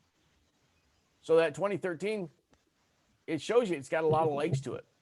But the reason I was trying to get everybody to go smoke the Connecticut first and then the Sumatran second, when you smoke the Sumatran cigar, if you're not on it now, you will find has a ton of flavor that are a lot different than that Connecticut Shade is, and also a lot different than the last one, which is the broadleaf. Now, the flavor notes that you're going to get off of a Sumatran, unlike it's similar to the Habano, but yet there's a lot of differences. This one can be influenced a little bit, not quite as much as the Habano was, but this can be kind of altered when it comes to what flavors really are the biggest portrayal by the binder leaf that goes into it. If you use a Dominican Oloro as opposed to something coming out of Java or something coming out of even Nicaragua in Condega or Jalapa, you're going to get different flavor notes to come through that. So those flavor notes can be modified quite a bit because you like here, you're seeing like this aging room is using Dominican binder and fillers with a Sumatran wrapper. So that Dominican really brings up a lot of that dry texture, kind of dries the palate out, but yet gives you that salivatory effect. So it makes you start to salivate, but yet it's drying your mouth out at the same time, which is kind of a good thing to have. It really kind of heightens that salivatory, which makes you like it mentally. So Sumatra, great flavor profile though. Have any of you smoked Sumatran cigars that you said, oh wow, that flavor notes are really good? Love Sumatra. Who said that? John. Love the Sumatras. Sumatra, it's a great leaf. Axel, which one are you on now? On the Sumatra right now. Yeah? Yeah. Look at that ash. It's white. Just beautiful white. Yep. Now you're gonna notice if you hold your cigar up one more time. If everybody can see that, look at how it's burning irregularly. It's not perfectly flat and level. That's typical of going to be your like a lot of Sumatrans will burn that way. And the reason that is because those leaves aren't like the same thickness all the way across. So they will have a slight mirror up to it. It will cause a little bit of an irregular burn, but you'll find the ash itself will hold usually extremely well. Yeah. Not flaky at all. It should hold on right tight. Yep. Well, great. Any questions from the Sumatra category? or any other questions. So what's the history of Sumatra? Where is that from? Where's this grown? Like, give us some of the background on Sumatra. Sumatra is grown in Sumatra. It's using it. I want to say they're using a lot of the they're using Habano, Criollo, and then this Sumatra strain, which is unlike what Connecticut was when it first got started and became what we know as the Connecticut strain.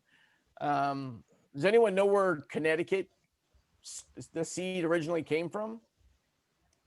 It didn't start in Connecticut. It was the Dutch. Came from the Netherlands. The Dutch back in the, when they started to colonize the US, that's when the Dutch came over and they were growing tobacco in Holland. They said, let's bring it over and grow it in the US. They found that River Valley and they created that. Now I want to say it was the Habano strain or the Criollo strain. Might have been the Criollo strain. I think it was this Criollo strain they took into the Sumatra region and we're growing that Sumatran strain there. And now we're using that Sumatran strain and growing it not only in Sumatra, but then we're also growing it in Nicaragua and Honduras. And that's all about it. I really know about that one. Beyond that, I'm not positive. I could make up some stuff though. It was carried by a one-legged guy with a dog with a bad hip, and they took a donkey all the way there. Oh, I don't know. Hope you don't mind. I got a lot of bad jokes for those who like bad jokes. I can stay on as long as you want. All right. Well, then let's get on to isn't there only one cigar left? Broadleaf. Broadleaf. CT Broad. So what makes the broadleaf coming out of the U.S. different than what comes out of the first one we talked about, the shade, as opposed to the broadleaf? They're both Connecticut, and they're both tobacco. What's the difference? Pure sun and no sun. Can anyone see the height difference on these plants? Normally, tobacco is anywhere between 6 and 8 feet tall under most circumstances. There are some tobaccos out there like our Pilotico, right? That Pilotico is not going to grow more than 5 feet tall with a heart-shaped leaf, as opposed to what you're seeing right here with these guys. They're more of that big teardrop, right? This one, what they'll actually do is this is a broadleaf style, like you're going to see the bright tobacco, or they call it bright. It's a Virginia. That bright tobacco is made to be really big, and it's supposed to just take up a lot of space, because like bright tobacco or Virginia tobaccos are used in cigarettes. They're going to shred that stuff down, and they're going to, it's going to be chemicalized and then turned into whatever they turn it into. Well, this tobacco here, we're actually cutting the top off, taking that top half of that plant, because before we cut it, it's actually around 6 to 7 feet tall. We're going to cut it down to 3.5 feet. At 3.5 feet, we're going to take that top off. We're going to throw it in the ground. Then we're going to let it grow in the field for another 10 days. That growing in the field for another 10 days is going to allow that leaf to grow about 20% in size and about 25% in the actual thickness or the meat of the leaf. Now, why do we do that? Well, we only want those lower leaves because those are the ones that are bigger, and we can get them to grow bigger because we're going to super pack them full of the minerals that are left in the fall or the hottest times of the year. So by doing that, what we're doing now, before I go there, if you think about how we're going to super pack this, you got a 7-foot plant. It's got a root ball in the ground, bringing in nutrients for the whole plant. I can't go bigger than that because my hands go outside the screen. But imagine you got that root. It's a big root ball. Well, we just cut that plant in half, and we only need nutrients for half the plant. So do you think those roots just shrink back down to what it needs? Or is it going to continue to bring minerals in to the plant and the nutrients it needs for the whole plant, right? So it's going to continue to bring all those nutrients in for a full plant, even though only half the plant's there. Now, the lower leaves used to be shaded. The upper leaves would shade the lower leaves, so it didn't have to strain as much or stress as much to grow. Well, all of a sudden now we gave it full sunlight. You can see these things are just right out in the sun. So beings are out in the sun. the plant is going to react, because tobacco is nothing more than a weed like it's in the weed family. Have any of you pulled weeds in your yard and then all of a sudden realized, God, that weed's back 3 days later? What the heck? Well, tobacco is the same way. It's going to do everything it can to survive. So it has to react. It grows thicker. It grows a lot larger because now it has to try and go through the photosynthesis to get it to grow. And we found that within 10 days, those leaves are then ready to harvest. So what we'll do is we'll cut down the stalk like you can see they're doing here. They're just going to take it. You'll come back again, but you'll see they'll just cut the stalk down and then they'll just lay the plant down. They're going to leave it out here for about an hour. Once they start to wilt down, you'll see ones over this direction that are starting to wilt down, but they'll turn really, really soft and wilty. Then they're going to grab that stalk and then they're going to hang it on a wooden lath.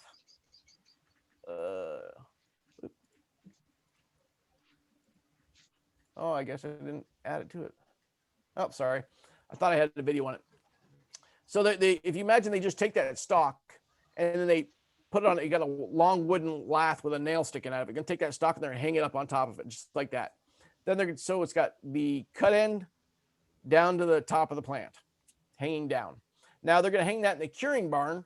And for those who don't know what curing is nothing more than drying the leaf over a slow and long period of time.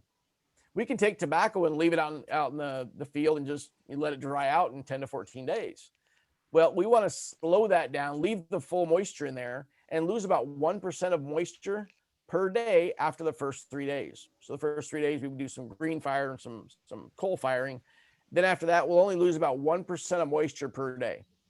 And that's the way we intend that, because remember that moisture and something that's now dead, it's going to start to decompose. We want that because it's going to change the chemicals that are in there, like chlorophyll going into ammonia, but it also starts the oiling process that the leaves have naturally on the outside of the leaf. They're going to now start to get those to start to coagulate and turn into an oil base. So curing, going from green to yellow to a brown color, is ideally what we're looking for. Then we'll sweat it, and then from there it'll go on to fermentation. But broadleaf is nothing more than a larger leaf, a substrain of like the Virginia Brights, and we've now modified it to fit our style and what we do in premium tobacco with a higher oil content within the leaf. But broadleaf, because it's so thick and because it has such a high oil content, it does take a lot longer for it to ferment and turn into a Maduro, because you won't find a broadleaf that's done natural. The leaf is just too thick. It just can't work with it. So it'll almost always be Maduro, and it has to take extra aging after you get done fermenting it. We'll always let it sit for a minimum of 3 years. We have to. Now, these stock cut or broadleaf style, they call it a stock cutting method. There's only 1 or 2 other countries that are doing this method, one of them being Mexico. Have any of you ever smoked the Romeo San Andres, the black and white box by Romeo series? That particular tobacco is using a San Andreas leaf. And that leaf is a stock cut leaf, just like we do in Connecticut. It's just doing it down in Mexico. That stock cut method is not used by a lot of people, but it is one that creates a really big, flavorful dark leaf. So with that, what are some of the flavor notes you think we might get out of this one? Well, I know there's 2 that you could name. One of them is what you drink in the morning. Coffee. One of them's what your honey leaves on your pillow. Chocolate. $10. And what? $10 usually on my pillow after I love it. I thought that's what she gave you first thing in the morning. Yeah. The other one was coffee. Remember, coffee and chocolate are kind of the 2 that you'll see as the leaf gets darker and a little bit thicker. For whatever reason, the thicker the leaves and we go through that maduring process, those sugars kind of emulate that chocolate and coffee notes out of tobacco. Now, when you're talking Maduro or getting to that darker color, what strains of tobacco cannot be turned into a Maduro? Rob, I'm going to look for you on this one. Come on, cowboy. Pony up. What strain of tobacco cannot be produced into a Maduro? I'm going to say Connecticut. There's a prime example of a Connecticut that can be. This is true. You got me. Tell me. I don't know it all. No, hey, I'm just looking at you because you got cowboy in your name, spelled wrong, but shows you're a true cowboy. You can't learn how to spell. That's exactly right. It's actually, it is spelled right. Everybody else is wrong. Y'all just don't know. Tell them again, Lee Mac. I don't know. I don't know if I agree with that one. Tom, what am I normally wearing on my feet? Around whenever you've seen me. Socks. Cowboy boots. I'm from farming country. I grew up on horses and I grew up in agriculture. So I come out here to Florida.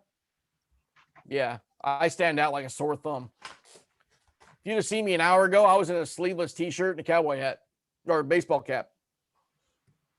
But yeah. Anyway, back to the question. Who hasn't spoken up? Is it C. Patton?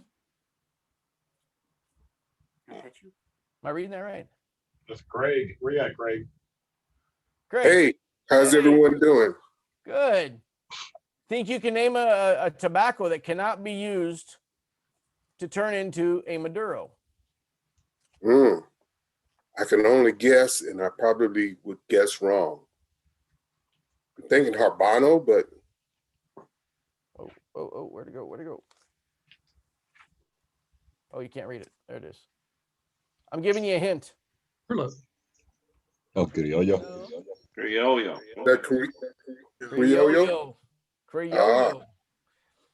Criollo, for whatever reason, even the Lajero leaves that are a thicker leaf because they're coming off the top of the plant, the Criollo, the Criollo leaf cannot be turned into a Maduro. It just will not darken down.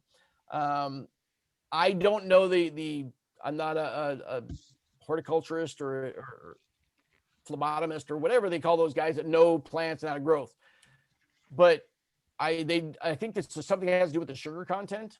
I don't think the Criollo holds as much sugar or sucrose in the leaf as the others, but I don't know. I just know that Criollo is one of the only ones you cannot turn into a Maduro. All the other strains out there can be turned into Maduros. So if you see something that just says Maduro, but it doesn't give really what it is, you might ask further questions. Where's this coming from? What strain of tobacco is it? Because now as you see, and for those who smoke multiple of these cigars, you can see that there's quite a flavor difference between all these cigars, right? Yep.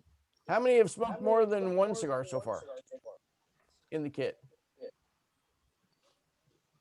Bruce, Mathis, Rob. So any of y'all that have smoked like more than one, do you see some flavor differences? And if you do, just tell us which ones you've smoked and what their differences were. Just top line. Axel, I know you smoked more than one. Yep. I don't know if because at the beginning, I just smoked that Connecticut and then I switched to this one. So it was weird because I get a lot of breadiness on it. And then the wood and everything started developing and there. So I really like that transition. Good. Does anyone know what something good that they can do to clean their palate in between cigars? If you're really wanting to say, these are two new cigars that manufacturers are coming out with, what do I do to clean my palate out? I got James up there Tomato saying, juice. I can't. Tomato juice and banana. Tomato juice, baby. Tomato juice. Tomato juice and banana, my man. Man, I wonder with some beer in it. Apple. Apples. Apple too, yep. Apple, chocolate. Now, let me ask you, apple, chocolate, what else? Banana. Okay.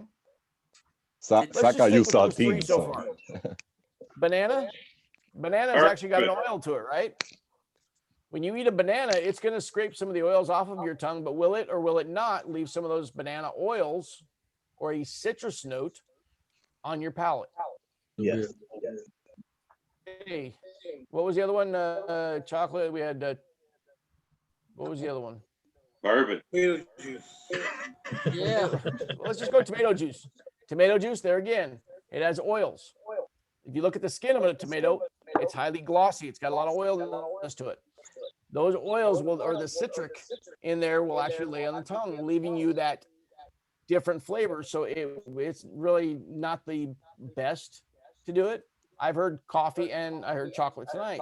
I use Coffees ginger and beer. chocolates, people say can clean your palate. Gingerbread. Yes, those two, the chocolate and coffees, do actually clean your palate, but they'll always leave that chocolatiness and cocoa notes or the and coffee notes on your tongue for your next cigar. What we use in our factories is unsalted almonds, because the unsalted almonds scrape the tongue, but they don't leave a nuttiness. It's a very clean nut. So unsalted almonds work really well, and then seltzer water to wash that down to make sure there's nothing on there. So just a couple of almonds, a little bit of seltzer water. You have a pretty clean palate at that point. Wow. So now we've gone through 7 of the most widely used wrapper leaves in the industry. And now I'm just going to open it up to questions. Cynthia, where are you at? You've still got sunlight. Louisiana. Oh, wow. Yeah. It's dark here. Oh, not here. Or at least it's dark in my garage where I'm having to do this, because Yeah. otherwise you're going to see things you don't want to see back here. Daylight savings, baby. What is your favorite Sumatra cigar? Anniversario. Used to be the Jose Sejas signature, but when that line went away and I couldn't even get it anymore, then it became the Anniversario. But then again, remember one of my favorite filler leaves is Peruvian. When I used to go to the Dominican Republic, they knew I was coming down. They would make me little petite Coronas that were made of 100% Peruvian leaf, wrapper binder filler. Peruvian is one of the most expensive filler leaves in the market. It kind of challenges even some of the higher end wrapper leaf. So that's what Anniversario has, that Peruvian in it, and I can always taste it, and I love it. What is the reason why it's so expensive? Hard to get a hold of, and there's not many growers. Peruvian's not a leaf that a lot of manufacturers use, and there's just no call for it for us to grow or have a find a grower to grow more. Market just doesn't sustain it. Travis, I love San Andreas. Do you guys not deal in San Andreas at all? Oh, we do. Yeah. If you Romeo by Romeo San Andreas. Oh, okay. Yeah, it's a black and white box. It's one of my standbys I keep with me all the time. It's one of my love favorites. that guy. That one, Monte Cristo 1935, Romeo by Romeo Nicaragua. I'm sorry, Romeo Nicaragua. The Romeo and Juliet of the Blue Band, that new one. Okay.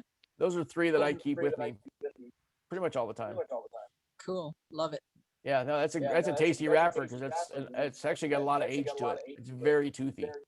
That Romeo by Romeo, super toothy wrapper. Tom Stroud, what are your thoughts on that one? I know that's one of his likers. Absolutely. I also echo your sentiments on the Romeo Anniversario. That's one of my favorite in the line of our more established cigars, and 2 more of our recent additions to the portfolio over the past few years, which I can never get enough of, is the Monte Cristo Nicaraguan and the Trinidad Espiritu Series 1, both Nicaraguan Puros blended by AJ, and they just hit me where I live. Our Espiritu number 2 is really good. That has been doing very well as well. I've enjoyed that one, and I always teeter-totter. I smoke the Series 2, then I'll go back, try the Series 1. But so far, the Series 1 is slightly ahead on the scale, but that could change by day. Well, the Espiritu number 2 is using that tobacco from Apodaca as opposed to Mata Fina. And most people that have that say they have Brazilian tobaccos, they're all Mata Fina. We were able to get some from the Arapiraca region, and it just has a whole different flavor. It's just Oh, it does. It does indeed. It does Yeah. indeed. And it was very deceptive. I was making a sales call to one of my accounts, introducing him to that. And, you know, he has a shop and, you know, he's been a cigar guy for years, and he takes his first retro hail, and oh, his eyes started watering. It was classic. He's like, yeah, this has some body to it. And if anyone's going to ask, yes, there will be a 3. Just not anytime soon. I mean, it was time between number 1 and number 2 was a couple of years, but we are going to do 3 in this series, and then in the series is going to be done. Don't ask me what the blend is, and don't ask me what the country of origin to represent it is, because we went from Cuba to Brazil to, I don't know where the marketing's going to take the third one. They don't include me on the fancy stuff. So Travis, Henry Clay. go ahead, Cindy. Oh, I'm sorry. The Henry Clay stock cut, is that broadleaf? No, that's a Connecticut stock. That's stock cut tobacco coming out of Connecticut. Okay, love it.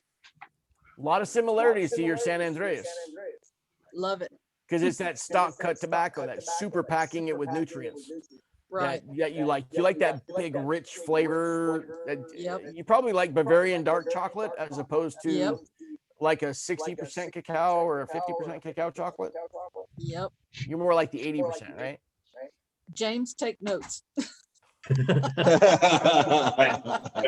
good thing for you is everything you like so far we have in stock. I love you so much. I love you. So Travis, I kind of wanted to actually talk about the blending for the boxes that you did. With how much you guys have in your portfolios represented as we were flipping through each page, we saw the list and we saw the photos. How tough was it to not just like, oh, I want this one cigar to represent Sumatra or this one cigar to represent, you know, the Habano? Was it a challenge really trying to like find something that represented all the lines equally so you can talk about, if you like the Habano, here are the 9 options for you? It was really not that hard because I let my marketing department work with that one. Okay. I just said, I am creating a book. Here's this, and here's what I want in it. And I gave them bullet points, and they, by the 5th rendition, I said, yep, that's it. It's actually going to change when we get through this series right now that we're doing. Because we only did 2,500 boxes of this project because we didn't know how it was going to do, and the response has been fairly good to where we're going to do another set of these, and I'm going to change the brochure, if you will, or the inside pamphlet to kind of go a little deeper into it. What are you guys' thoughts on this so far? You like this program? It's a little different. That for sure. Top notch. Learned a lot. A+. Always good to learn. Yep. Thank you. Mathis, you were going to ask a question. No, I was saying it's good. It's very informative. Like I say, you know, I'm new to this, and I'm getting a lot out of it about the different leads. So now I'm just learning. So I'm sucking it all in. I'm just like a sponge. Well, James is going to have a recording of it, so tell him you want the link and you just watch it. Gotcha. Or you just get in touch with us and we'll answer any questions you have. I'll be happy to do that. Yeah. Appreciate it. I love learning where Cuba came from. And you'll find a lot of people, even from Cuba, don't know that fact. It's just amazing.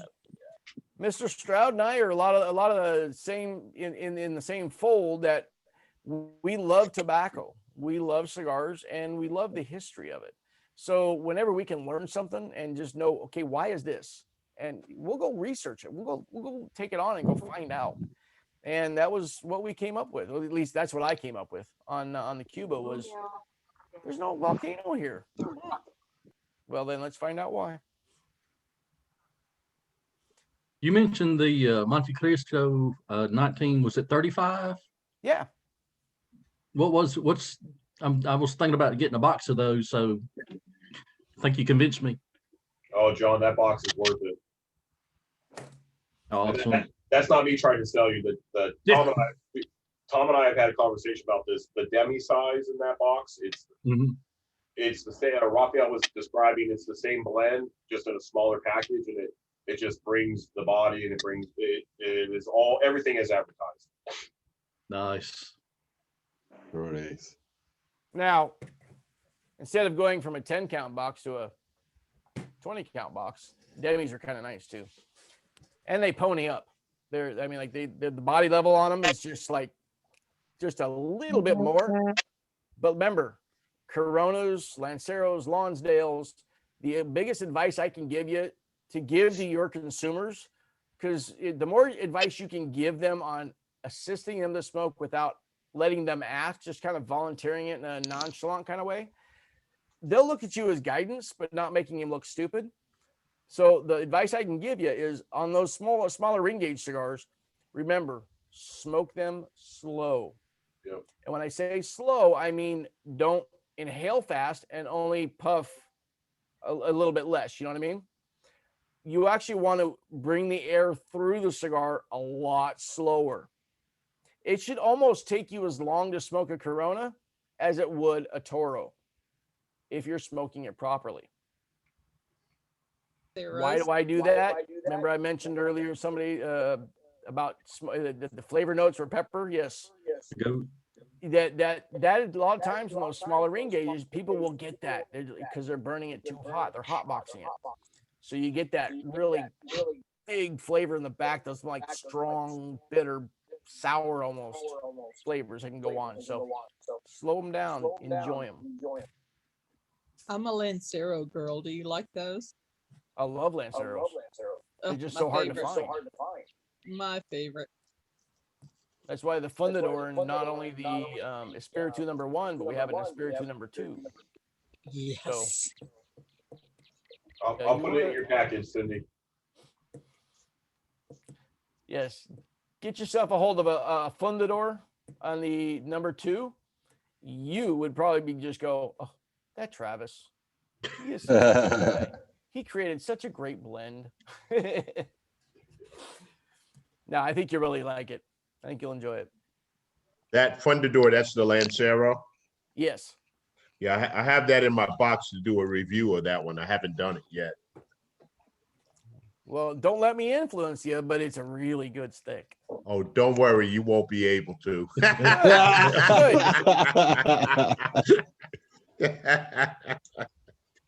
Tom, you want to pay him under the table, by the way? James knows on the next one of these, you might be saying, where the hell is that Leeback 912 guy? Throwman always comes through for Lee. No, I'm very confident in that cigar.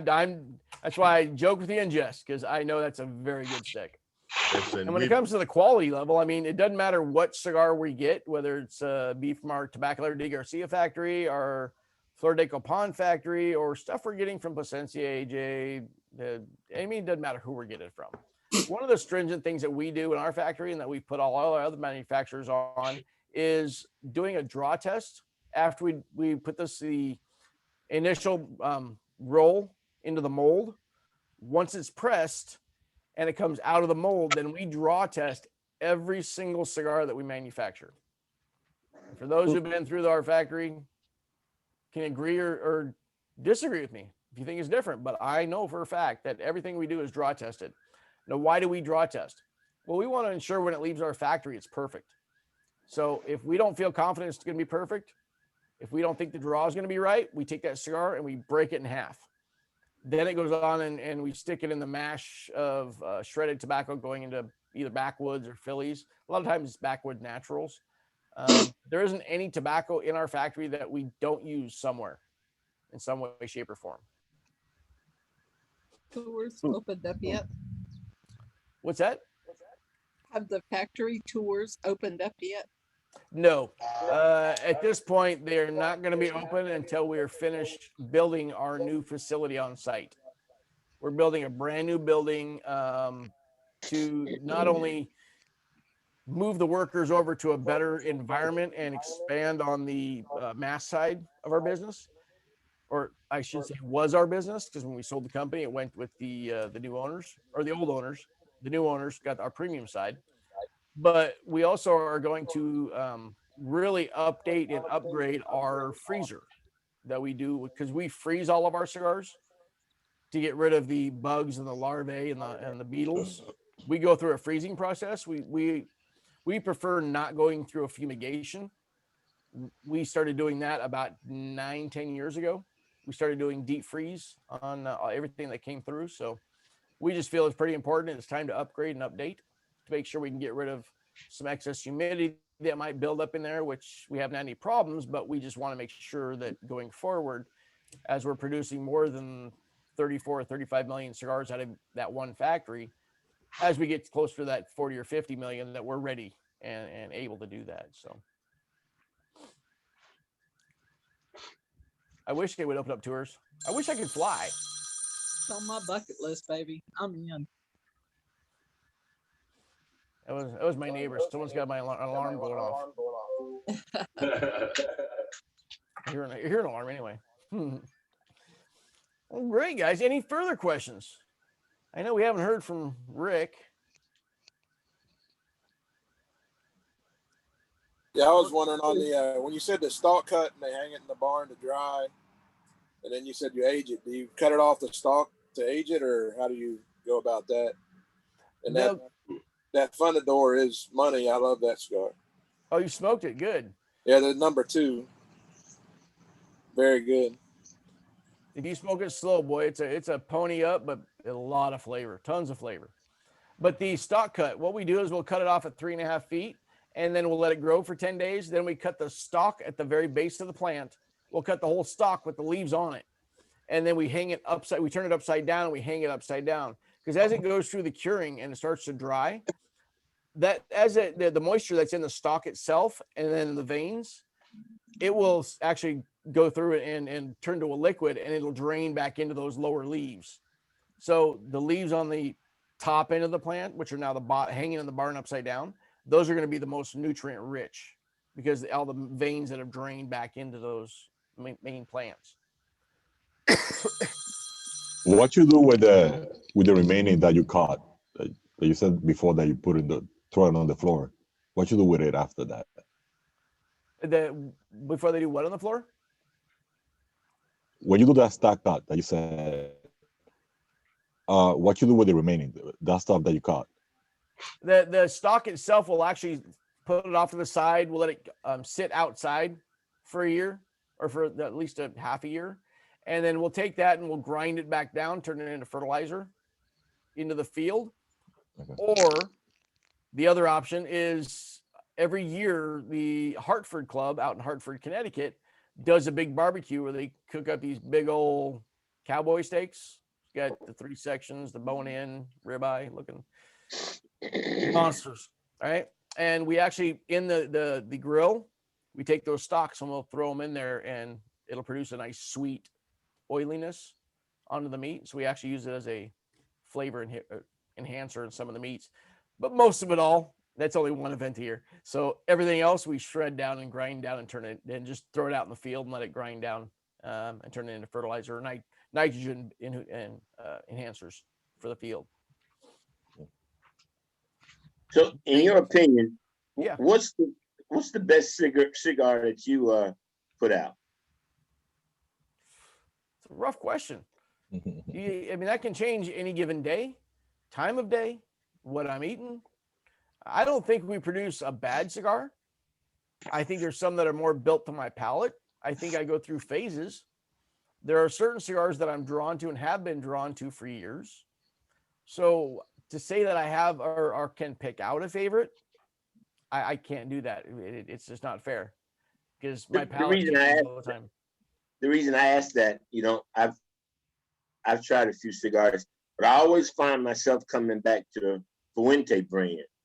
Then I've never had one that let me down. So I to save me some leg work, that's why I was asking you. Well, if you're now, which Fuente product do you like?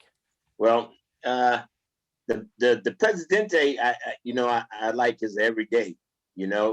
I like the 858 as an inexpensive one. I like, of course, the Don Carlos lineup.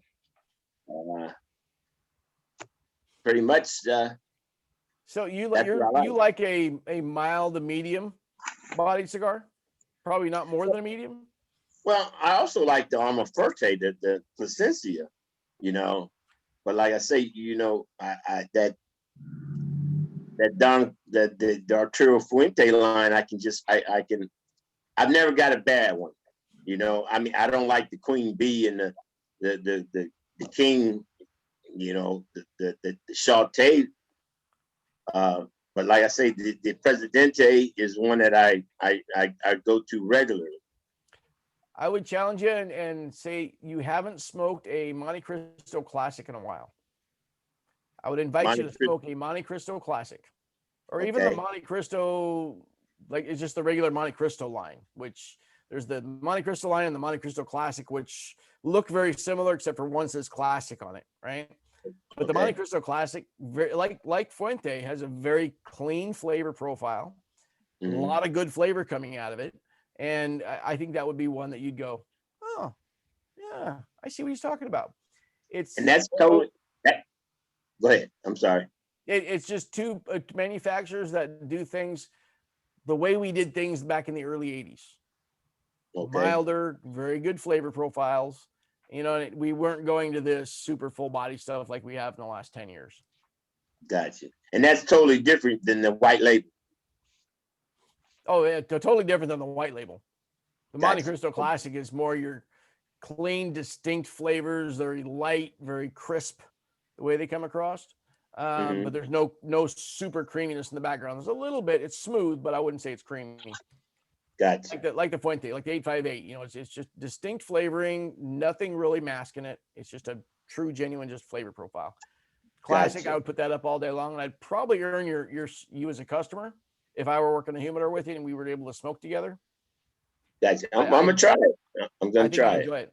Well, I was gonna say, so Travis and Mathis, this might be a good time to chime in, because you guys did take time out of your schedule, and I know it's Sunday. Nick and I talked about it. So everybody that got the kit, whether you're a club member or not, what Nick and I want to do is offer 10 cigars for $50 or $59.99 free shipping. So if you guys have heard anything you like, or if you are smoking one of these and you want to try more from the Altadis portfolio, whether it's the Montes, the Henry Clays, we'll go ahead and I'll send an email out to everybody that bought the box. This is not going to be on the website because it is such a great deal for you guys.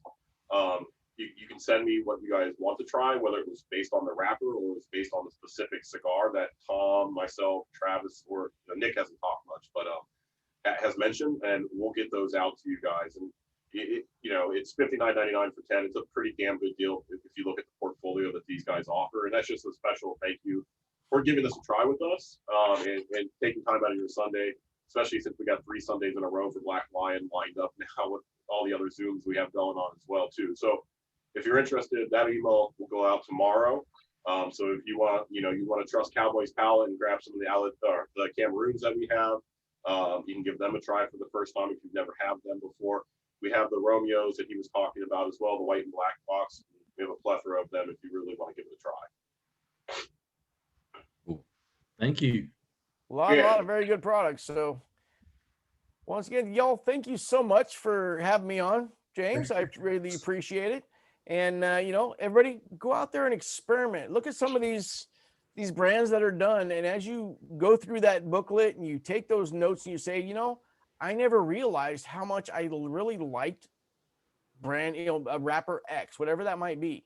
Take a look at it and try some of those. Try some that you maybe didn't think you want to try before. And for those of you that are around each other or near in the same area, you might maybe have some fun. Hey, I'm going to buy, Cowboy is going to say, I'm going to go in, I'm going to buy this cigar. I want you to take the bands off, but I want you to give it to Axel and tell him this is from Rob. This is from Cowboy. I want to tell you what he thinks. Or, hey, Alex says, hey, I'm going to buy one for Jerry, or whatever the case may be, right? Buy each other a cigar once in a while and say, take the bands off, have them smoke the cigar for the cigar. Just make sure they're Altadis products because we make a lot of great stuff. So go out there and try some, have fun. All right. All right. But thanks again, guys. Tom, I have a quick question. And Travis, do we have any more of these? Do you guys have any more of these kits back in Florida? Or are these all gone? As far as I know, we still have Travis. All right. So guys, if you do want to do this again, let me know. If you want to go at your own pace, or because you only smoke 2 and maybe you want to do all 7 in a day, let me know. We'll get you a new kit as well too. Because this was pretty darn informative. And the link, I'll put the video on the Black Lion YouTube channel so you can smoke at your pace if you want to listen to Travis talk again. Or you just want to do it on your own if you want this kit again too. Or you want to give it to a friend because now you know the process and you want to say, yo, smoke this because I know your palate's terrible. Maybe you should start learning some stuff. Don't be afraid to be that smoker and actually help the industry grow. But as you're doing it, go out there and have fun. Remember, there are no wrong answers. There are no right answers. They're just the answers for the person that gets to smoke that cigar because that is their cigar for them at that point in time. So they may cut it different, and it may not be industry right, but it's the way they like it. Let them have fun with it. So go out and have fun. Awesome. Thanks, y'all. Thanks, Travis. Yeah. Thank you, man. Awesome.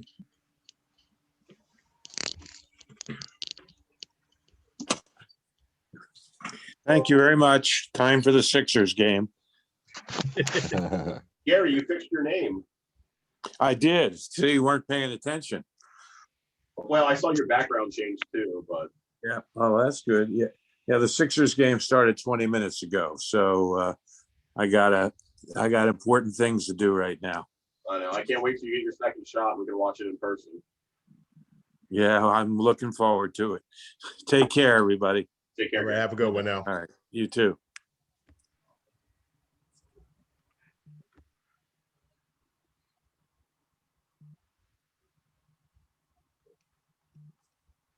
All right. Have a good one, guys. All right. See you, Axel. Bruce, Take care. that'll go out tomorrow then, buddy. Thank you. Thank you. Enjoy those cigars, man. You bet. I'll be getting some of that 10-pack too. Okay, perfect. Yeah, I'll send that email out tomorrow then. All right. Thanks a lot, James. You too, Bruce. Take care. Appreciate you guys for everything, man. This is very informative.